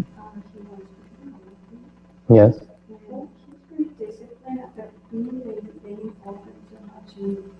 They keep him very busy. Physical education. Yes. Uh-huh. One is in charge of the cleaning for the kitchen. Yes, yes, uh-huh. So slaughtering the animals and so on. Yeah. Another Mm-hmm. Baking, uh-huh. Yes, they do. What kind of meditation do you do? He said, oh, we just read something, and then they meditate for 15 minutes to see if they can hear. They hear what they read. Uh-huh. The voice of God. Uh-huh. Or Shana's voice. But Yes. It is like a fallacy, whatever Yeah. Yeah. they're trying to. I mean, It's so mystical. What they do is so like mystical. It's so mysterious. You don't know what happened, and you must have faith. That kind of thing. That's the basis of their practice. there's no practice. That's why we call it. That's why we call it externalists, because they don't understand the process of meditation. Okay, and then in Buddhist meditation, we look directly, train directly at the mind, because you know that's a troublemaker is the mind. That's it. You learn, you have techniques to control the mind, then you have a chance. If you don't recognize the mind as a troublemaker, you get in trouble. Because the mind will fool you. It will fool you in so many ways. Okay? Like Maria says that she doesn't drink. Oh, she's back. She doesn't drink because it makes her depressed, you know. Only for now. If that's one day she keeps on drinking, she would like it. I'm serious. I'm not encouraging you to drink. I'm just saying the mind can function in a way that now it makes you depressed. In the future, it makes you enjoy it. That's how the mind works. That's why these people don't recognize it. That's why they don't understand how to deal with it. Speaking of the mind, I was reading an article in NPR Mm-hmm. about a man that stayed 12 years in vegetative state and then he came back. Mm-hmm. And he says that it was due to a meningitis problem. But the thing is that he realized that when they classifying that because he's in a vegetative state, there's nothing. Mm-hmm. He's gonna be like that his whole life. Mm-hmm. He says he awakened all of a sudden, little by little, awakened from all of this Mm-hmm. to just understand that what people were talking, what they were talking. He understood that everybody would be talking, that he would be probably just writing because He can do anything. couldn't move, he Yeah. couldn't speak, and he was like, he said that he hated writing because the current to the elevator, and he would just be, they would just be there sitting down and Yeah. watching movies or Yeah. whatever. And he said that he hated writing. He said, then one day his mom told him, why don't you just don't write? There is nothing for you in this life. Mm-hmm. So all of those thoughts and the fact that he didn't like that body or whatever, he just put up with it. He said that the part about his mom saying that he felt so, his mind was so busy thinking about it, and he couldn't do anything Mm-hmm. because he couldn't show them that he was understanding. And then he said that he had to suppress his thinking and not think about the body or whatever, Mhm. about his own thinking. And he learned to just appease his mind. Mm-hmm. That's meditation. That's probably the way he learned. And then he said that the brain did the rest. It began once he began. Ah, how interesting. Yeah, you have to read it. It's in NPR. Mm-hmm. How interesting. It's invisibly invisible. Oh, how interesting. There's a good reason, there's a rationale behind that. That's interesting. I recognize why it's happening. Let me translate the Vietnamese so the Vietnamese followers. Khi bên Công giáo họ khó khăn về cái chuyện tình dục, về chuyện ăn uống rượu nào, tại vì họ không có phương pháp để mà đối phó những cái đó. Con người mình có những cái dục vọng, đó là chuyện tự nhiên rồi, mình không có gì mà tránh được, nhưng mình phải có những phương pháp để đối phó với như vậy. Cô này cô kể là bên kia người ta, bên mấy thầy, bên mấy cha bên kia họ không có phương pháp vậy đó, họ đi làm việc rồi xong rồi họ có thiền, hoặc có thiền 15 phút ngồi tưởng tượng, đọc tụng một kinh một tí xong rồi im lặng rồi tưởng tượng mình nghe được cái kinh đó. Không có phương pháp gì rõ ràng ấy. Bởi vậy bên Phật giáo mình á, cái gọi là họ ngoại đạo, tại họ không hiểu cái phương pháp, họ không hiểu rằng cái trụ cốt á là cái tâm. Cái tâm mà cái phương pháp thiền phải cái phương pháp để mà điều chỉnh cái tâm mình thì mình mới tiến bộ được. Còn họ không nhìn được, không thấy được cái tâm, tại là họ không hiểu được cái tâm là hay tắc quái, tại là họ cái lạc đường hoài. Nên ra cái bên những cái tôn giáo khác, cái phương pháp họ tu luyện chưa tới nơi tới chốn, nên họ bị lũng cụng nhiều lắm. So the lack of the proper methodology causes a lot of problems for people, not only for the non-Buddhist religions, also for Buddhist professionals, monks and nuns as well. You know, a lot of monks and nuns don't know how to meditate. It's a fact. They don't have the methodology to deal with all these things. You know, that's why they drink, that's why they smoke, that's why they, do things, because they don't have the methodology. They don't know how to deal with it. Okay, it's just life.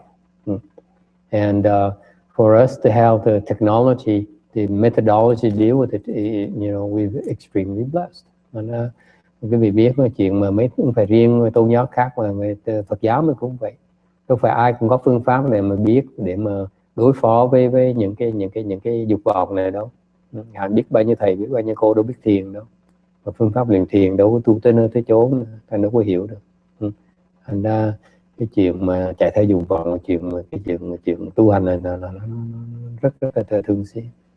Chúng ta mà có phương pháp mà tu được tới nơi tới chốn là từ ngày tiến hóa tới là một cái đại phước. For us to have this Dharma from Master Hsien Hoai is incredible. We're so blessed.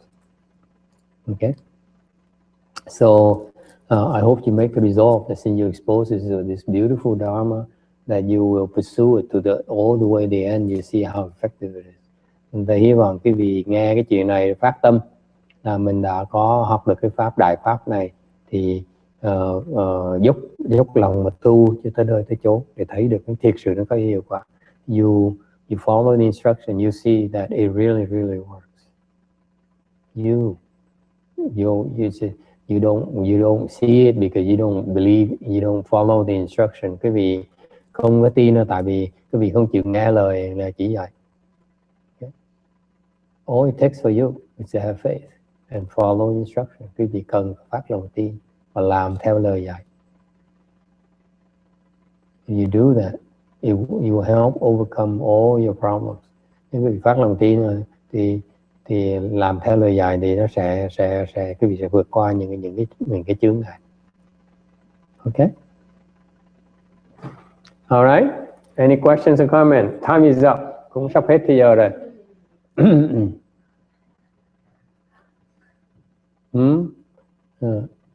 Đúng 5 giờ mới thả con này ra khỏi chuồng nữa. Ok. Ngồi đúng 5 giờ chưa? Chết chưa? Cái mặt nó đỏ chét, đau điếng người luôn. A woman just sat for 5 hours and her face is all red. It's so painful. It's incredibly painful. So is this the last one of our recruits? Hey, look at that! 5 hours. Look at that! Good job. Good job. Before she could hardly sit for an hour or two. Okay, we tough. We look like we're doing nothing. Look like we're drinking and smoking like Shana, but you know, we're doing sake. But every now and then we get to work a little bit. Cái vị không nên khi thường chùa chúng tôi quá, mặc dù ăn vui chơi nhưng đều lâu lâu cũng chịu khó tu một tí. Cô ngồi 5 tiếng đồng hồ liên tiếp, trước ngồi 2 tiếng là chịu không nổi, nhưng dám ngồi 5 tiếng là điên cái đầu. Okay. All right. Can we stop here, or would you like to continue for another 10 minutes? Huh? 10 more minutes? Okay, 10 more minutes and we can wrap it up. Yes. Continue, please, mistress.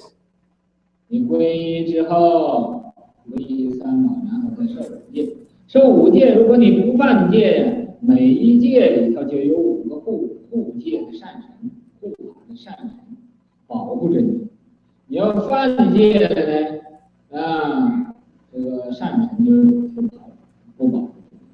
所以受戒是在佛教里非常要紧。这受戒怎么样受法呢？不是说我自己看看这个书上说不杀生、不偷盗、不邪淫、不妄语、不饮酒，这就算受戒，不是的。也不是说我自己在佛前点这个香烧几个香花，这就叫受戒，不是。要怎么样的呢？必须要你在家人想受五戒，必须要找一个大德高僧来给你证明他给你这个戒体，说是然后这为之受戒，受了戒，然后你守戒，这个功能不可思议。所以你想受戒，一定要在这个僧人的面前来齐受这个盖法，这才合法。这个。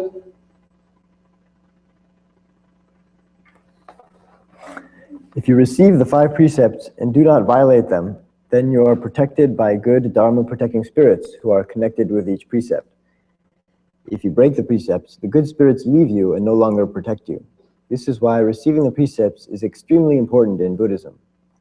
How does one receive the precepts? Someone may want to know.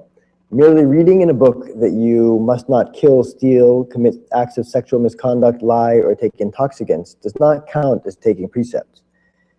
Nor is it possible to go before the Buddhas, light some incense, and make some incense burns on your body and receive the precepts in that way. No, it is not done that way.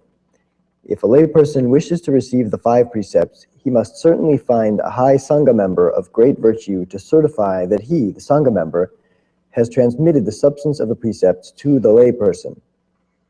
The Sangha member tells the layperson that from now on, he or she is one who has received the precepts. The merit gained by receiving and maintaining the precepts is inconceivably great and wonderful. But in order for it to be in accord with the Dharma, one must go before a Sangha member to seek and receive the precepts. Sao mà thọ giới? Thọ giới là phải tới trước một cái vị cao tăng để mà xin thọ giới, Ngài mới truyền giới thể cho chúng ta. Cái đó mới gọi là thọ giới, chứ không thể nào đọc sách, hoặc không có thể nào đọc mạng ra, hoặc không thể nào là từ đốt hương rồi này đó. Như vậy thôi, có một cái thể tục quý vị phải tới tham dự đàng hoàng để đắc cái giới thể. Quan trọng là đắc giới thể mà đắc thì tu hành sẽ dễ hơn. Ok. Cái này không phải là một cái lễ không đâu, mà thiệt ra là một cái ban phước. Quý vị được cái vị tăng đó cho cái giới thể của ban phước cho quý vị để mà tu hành. All right. Continue, please. 5 more minutes. 定，这个定说起来有很多种定。总而言之，你不被一切外边所有的境界所摇动，这就是定。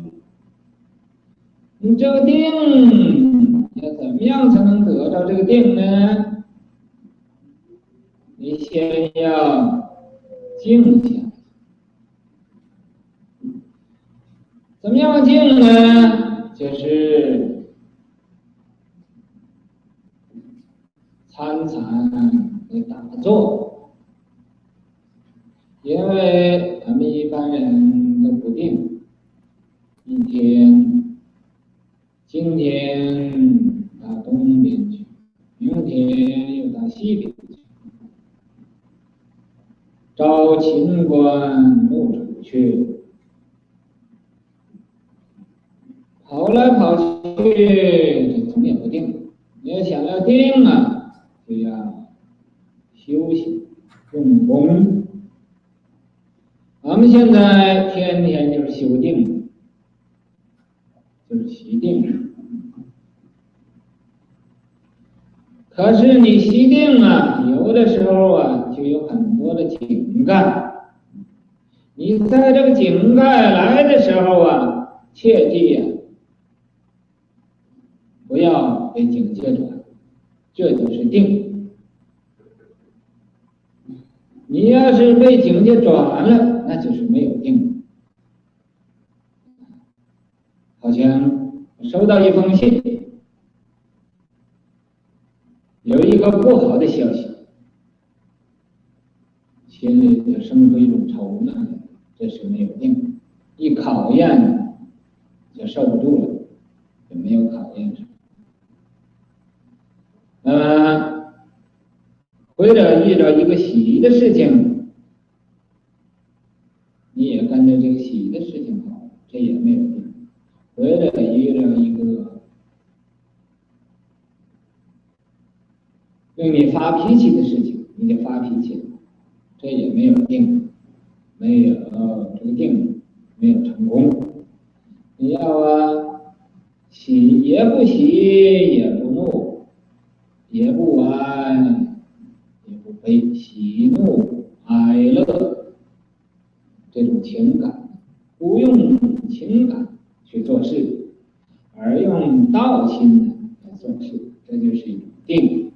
修定了，然后才能开智慧。你要没有定力，就没有慧力；没有慧力，你怎么能学习佛法呢？你定力、慧力从什么地方来的呢？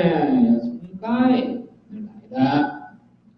先受盖，受盖，受盖，然后才能修行与法相应，与法相应啊，那你才能得到法的法水的灌溉。In addition to cultivating the precepts, a shramana cultivates samadhi. There are many kinds of samadhi that can be discussed, but in general, if you are not moved by any external experience, you are in samadhi. How can one obtain samadhi? First, you must become quiet by sitting in meditation and investigating dhyana. The reason most people go restlessly back and forth, east today and west tomorrow, is that they have no samadhi. In the morning to the gate of Chin, in the evening to the court of Chu, they run all over because they don't have any samadhi. To obtain samadhi, you must work hard. And as you do, you may have many different experiences. But in the midst of these experiences, you should take care not to let them turn you around. That is samadhi. If an experience changes your state of mind, you have no samadhi. For instance, if you receive a letter containing bad news and it makes you worry, you have no samadhi. You don't pass the test. Or if you encounter some happy situation and you go chasing after it, you have no samadhi. If you are faced with a displeasing experience and you get angry, you also have no samadhi. You should be neither happy nor sad, neither exhilarated nor mournful. To have samadhi is to do things without getting emotional, but to use your way mind instead. By cultivating samadhi, you can open your wisdom. If you have no samadhi power, then you have no wisdom power. Without the strength of wisdom, how can you study and practice the Buddha Dharma? Okay. Rồi sa môn ngoài giữ giới ra là phải tu định. Và huệ. Định đó, tức là cái tâm mình không bị dao động bởi cái ngoại cảnh. Làm sao tâm không bị dao động với ngoại cảnh? Tâm không bị dao động ngoại cảnh bằng cách là quý vị phải tình nó, phải làm nó nghỉ, làm thanh tịnh, cái tâm nó thanh tịnh. Khi mà cái việc có định đó, thì những ngoại cảnh nó không thể nào động đậy cái tâm quý vị được. Chẳng hạn như người ta không thể làm cái vị giận được, người ta không làm cái vị vui được, người ta không thể làm cái vị buồn được. Vậy là những cái tình cảm đó, tình cảm đó nó khởi lên nhưng để nó không động cái tâm quý vị được. Ok. Thì cái vị như vậy đó mới gọi là định. Thì có định như vậy thì huệ mới phát ra. Nếu cái tâm cái vị nó chuyên môn nó bị dao động thì cái vị hoàn toàn không có định. Mà không có định thì không thể nào có huệ được. Ngược lại, nếu như cái tâm cái vị luôn nó giữ được cái định, được an nhiên tự tại, thì lúc đó cái tâm cái vị động nó sáng và nó rõ ràng và nó có trí huệ. Thì mỗi sự việc làm, cái sự cách nhìn cái vị nó rõ ràng và nó thông suốt. Okay. It's important to understand that after samadhi, after the precepts, you keep the precepts, you are able to attain samadhi. Quan trọng cái nhớ muốn được cái định là phải giữ giới. If you keep precepts purely, you keep the 5 precepts purely, you can cultivate chant very easily. Những cái người mà giữ được ngũ giới đó, tu thiền rất là dễ. It's very easy for them to sit and calm their mind. Khi mà họ giữ ngũ giới rồi, khi mà ngồi xuống thiền đó, thì họ không có cái tâm họ lắng xuống rất là lẹ. They calm down very, very fast. Okay, so that as if they've been cultivating all their lives. Cái tâm họ lắng xuống ngay lập tức, giống như là họ đã tu thiền cả đời họ rồi. Sound familiar, Harshana? If someone who never cultivated before but sits down and can meditate easily, it's because they are a nice person, they're a pure person. That's why. Thành ra tuần rồi có một người tới, cô Đà Hàng nó tới chùa một lần đầu tiên, cô ngồi thiền kiết già, ngồi được kiết già mà ngồi một tiếng đồng hồ không có đụng đậy hết. Đó là cái người này, cái tâm rất là thanh tịnh. This lady here said his mind is very pure. Okay. If you like that, you don't need to. You can master chant very quickly. Những người như vậy đó, tu thiền rất là lẹ. On the other hand, your mind is full of greed, anger, and stupidity. Ngược lại, cái tâm quý vị nó toàn tham, toàn sân, toàn si. Quý vị thiền nó đủ thứ bao vấn đề. And when you meditate, you have all kinds of issues. Okay, you struggle a lot because your mind is impure. Tại vì cái tâm quý vị nó không có thanh tịnh. Okay, and conversely speaking, even your mind is impure like that, and you practice chant, it will purify your mind. Ngược lại, nếu cái tâm quý vị đã sẵn như vậy rồi mà quý vị từ đường thiền đó, thì cái thiền nó sẽ khiến tâm quý vị nó thanh tịnh. Okay, alright. Mà một khi cái tâm thanh tịnh rồi thì cái óc nó sáng suốt được. You need, it's amazing. You see, the basis, the meaning of samadhi is that it enables you not to be affected by externals. Cái định nghĩa của cái định đó là quý vị không bị cái ngoại cảnh nó ảnh hưởng quý vị. I don't see why the parents don't train the children, don't insist the children receive samadhi training at all. If there's those who care that they want their children to succeed in the future. Thành thầy cái thắc mắc hoài, tại sao những bậc cha mẹ, cô bác mà dạy con cháu nó mà không chịu huấn luyện cho nó về cái thiền? Tại sao mà cái thiền là cái phương pháp duy nhất mà khiến cái tâm nó không bị dao động bởi ngoại cảnh? Như vậy thì nó mới sáng suốt, nó mới làm việc, nó mới thành công được. You want the children to succeed, you need to train them in samadhi. Okay? Thầy chủ trương thầy, con cháu muốn sau này muốn nó thành tài, nó thành người, phải dạy nó về cái thiền. You need to train. We need to bring meditation to the schools. I don't know why it's not there yet. Thầy vẫn thắc mắc tại sao cái thiền nó không có tại mấy cái chùa, mấy cái trường. In the still in Witness Boys School in the CTTB chùa Vạn Mật Thành, we have a half hour meditation every single day for children. Quý vị biết cái chùa mà chùa bên Vạn Mật Thành đó, cái phía bên chùa mấy đứa con trai đó là mỗi ngày tụi nó có một nó ngồi thiền nửa tiếng đồng hồ. They have to sit in meditation for half an hour. Okay, which is a lot for children. Đối với mấy chừng là nhiều lắm. And for that, you know, they acquire good meditation skills. So họ biết. Unfortunately, the guy who teaches meditation doesn't understand meditation that much, so it's more mechanical than anything. Đáng tiếc là ông thầy mà dạy ông thầy Mỹ, the American monk when I was there who teaches meditation for the boys, he doesn't understand meditation. That's why he doesn't know how to teach them. Ông này không hiểu thiền, ta đang dạy thiền cũng được. Nhưng it's pretty good to give them the technique to let your mind settle. Điều cái quan trọng là cho nó cái cơ hội, cái duyên để cái tâm nó biết lắng xuống. Okay, it's very important. I feel that parents should send the kids to meditation training classes. Thầy tin là bậc cha mẹ nên gửi con cái đi học thiền. Okay. If they really care for the children to become somebody. Nếu họ muốn con cái sau này có sự thành công. Okay, that's the end of the time slot we have for today. Any questions or comments? Đây là cái chấm dứt cái buổi nói pháp ngày hôm nay. Có ai có thắc mắc gì không?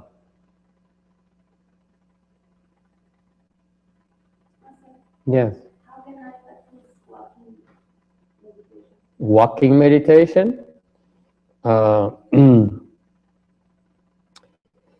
You practice walking meditation by walking. Sao đi kinh hành? Để nói kinh hành thì phải đi bộ. Okay. It turns out walking meditation is rather difficult. What you do, you start first is you learn to walk and empty your mind. Okay. Muốn đi thiền mà đi bộ đó thì quý vị tập bằng cách đi bộ, mà lúc đi bộ đó là đừng có suy nghĩ. It's very important for you when you walk not to think. And the problem is that most people cannot. They walk and they think. Okay.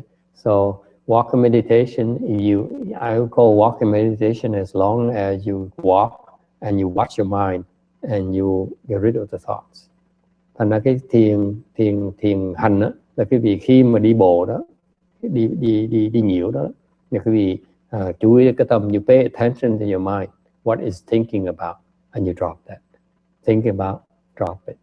You realize you're thinking about something, drop it, stop. That's called walking meditation. Is that simple? How about that? You walk You walk normally. You walk normal speed. Okay. Nên cái vì chỉ đi nhiều mà về cái tốc độ mà bình thường thôi. Nhưng điều quan trọng là cái kinh hành, có nghĩa là cái vì khi mà thấy cái tâm đang nghĩ gì đó là xả nó ngay, chặn nó ngay lập tức.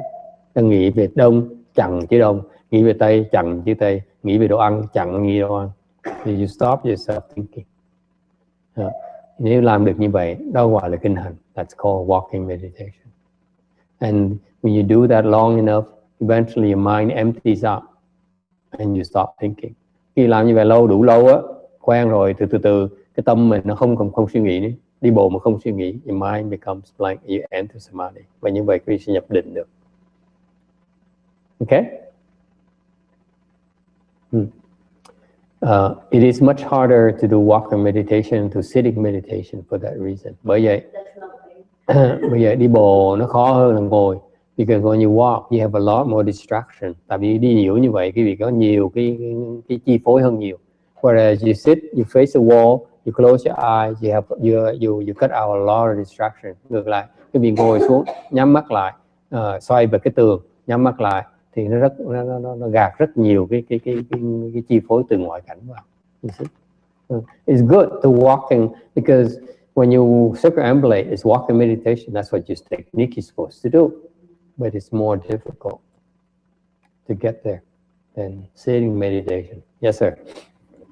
Is the Hinayana technique that they use, is it useful where they will just walk for hours and they just walk back and forth, usually on a little path like the Thai forest tradition? They do that a lot.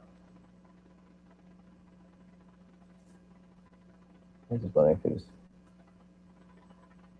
Why don't you call it walking? Why? You call it Why don't you just call it walking? Why do you call walking meditation? Explain that to me. That's what they call it. Why don't you research it in more details? Because what you're describing is walking. It's not walking meditation.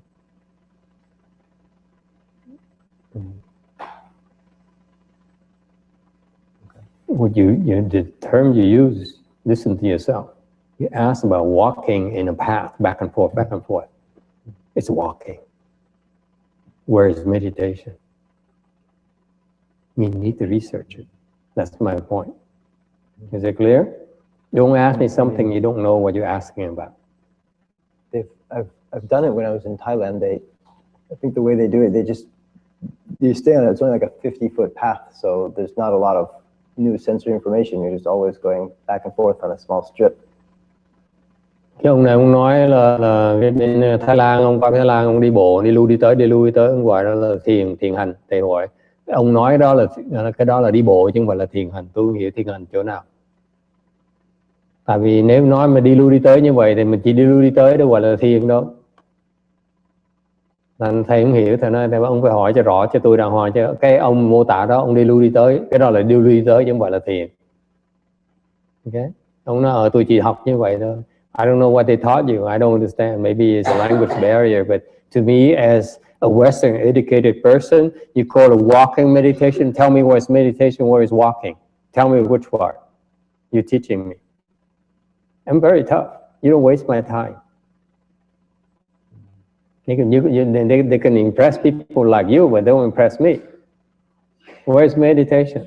I just described to her what meditation is. I described her what walking is, clearly. You tell me where is meditation in your technique.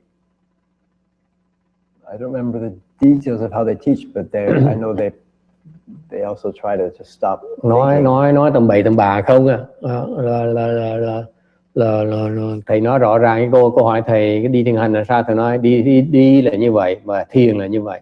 See, I described to you very precisely what is walking, what is meditation. Am I correct? Okay, very clear. What he described has no meditation, and that's why I don't waste time.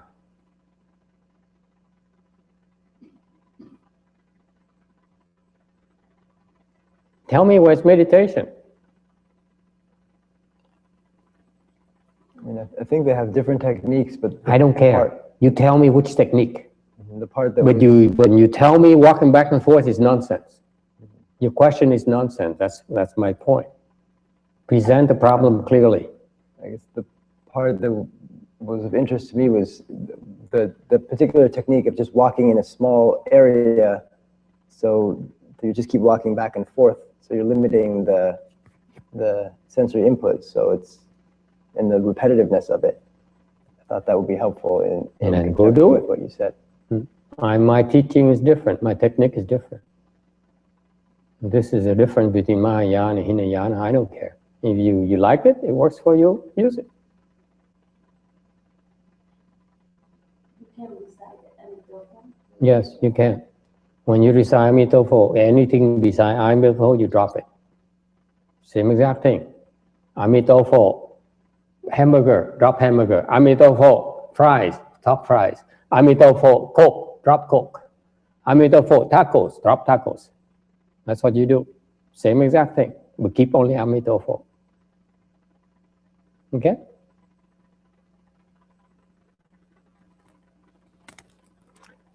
Okay. ông hỏi quanh hỏi co, thầy lúc mà thiền tất cả thầy cũng có thì giờ thầy cũng có trả lời mấy đồ của quảng như vậy được. Hỏi là đi lui đi tới là thiền hành cái gì thì mất ở trong đó. Thiền đi bộ thì có, còn thiền thì không có gì ở trong hết. Ông hỏi thì tôi phải suy nghĩ cái chỗ nó nhỏ chỗ lớn. Thầy nói như vậy là như là gọi đi bộ nó khỏe hơn, chứ đừng có thiền làm gì mất công. Thiền là thiền của cái tâm, chứ không phải thiền để thiền của cái đất. So cái sự khác biệt giữa đại thừa với tiểu thừa cho đó, đại thừa nó là thiền là cái phương pháp để mình nhìn vào cái tâm mình, chứ không phải là nhìn vào cái chỗ trống, không phải nhìn vào cái khoảnh đất mình đi nó càng nhỏ càng hẹp thì mình bớt suy nghĩ cái đó tầm bậy tầm bạ. Pháp môn quá quờ quạng, đi học tới nơi tới chốn đi học tầm bậy tầm bạ, cứ theo đua đòi người ta cũng học đủ trò đủ cỡ, nó chả có hiệu nghiệm gì hết. You can learn all you want, but its effectiveness, I question the effectiveness of the methodology. Okay, Mahayana, we're very simple, we're very direct. Okay, we teach you things to control your mind, whether you're walking, whether you're sitting, same exact thing. Different techniques to control your mind. Yes. When you have some experience, when you're doing meditation, you have to drop it. Don't think about it. But that experience doesn't have any message for you. They have any what? Any message. Message. Be specific. For example. I used to drink a lot when I come to the temple. You used to drink a lot. Yeah. Alcohol. No, drink. I know. Yeah. I changed it a little bit to make it exciting. Yeah. It's the same thing, isn't it? Drinking and dreaming, the same thing. No. Like 2 days ago, I was feeling that he was transmitting to us like Chudalama mantra. And I said, it's okay. But then I think it has any message for me. Some dreams have messages, some dreams don't. Don't worry about it.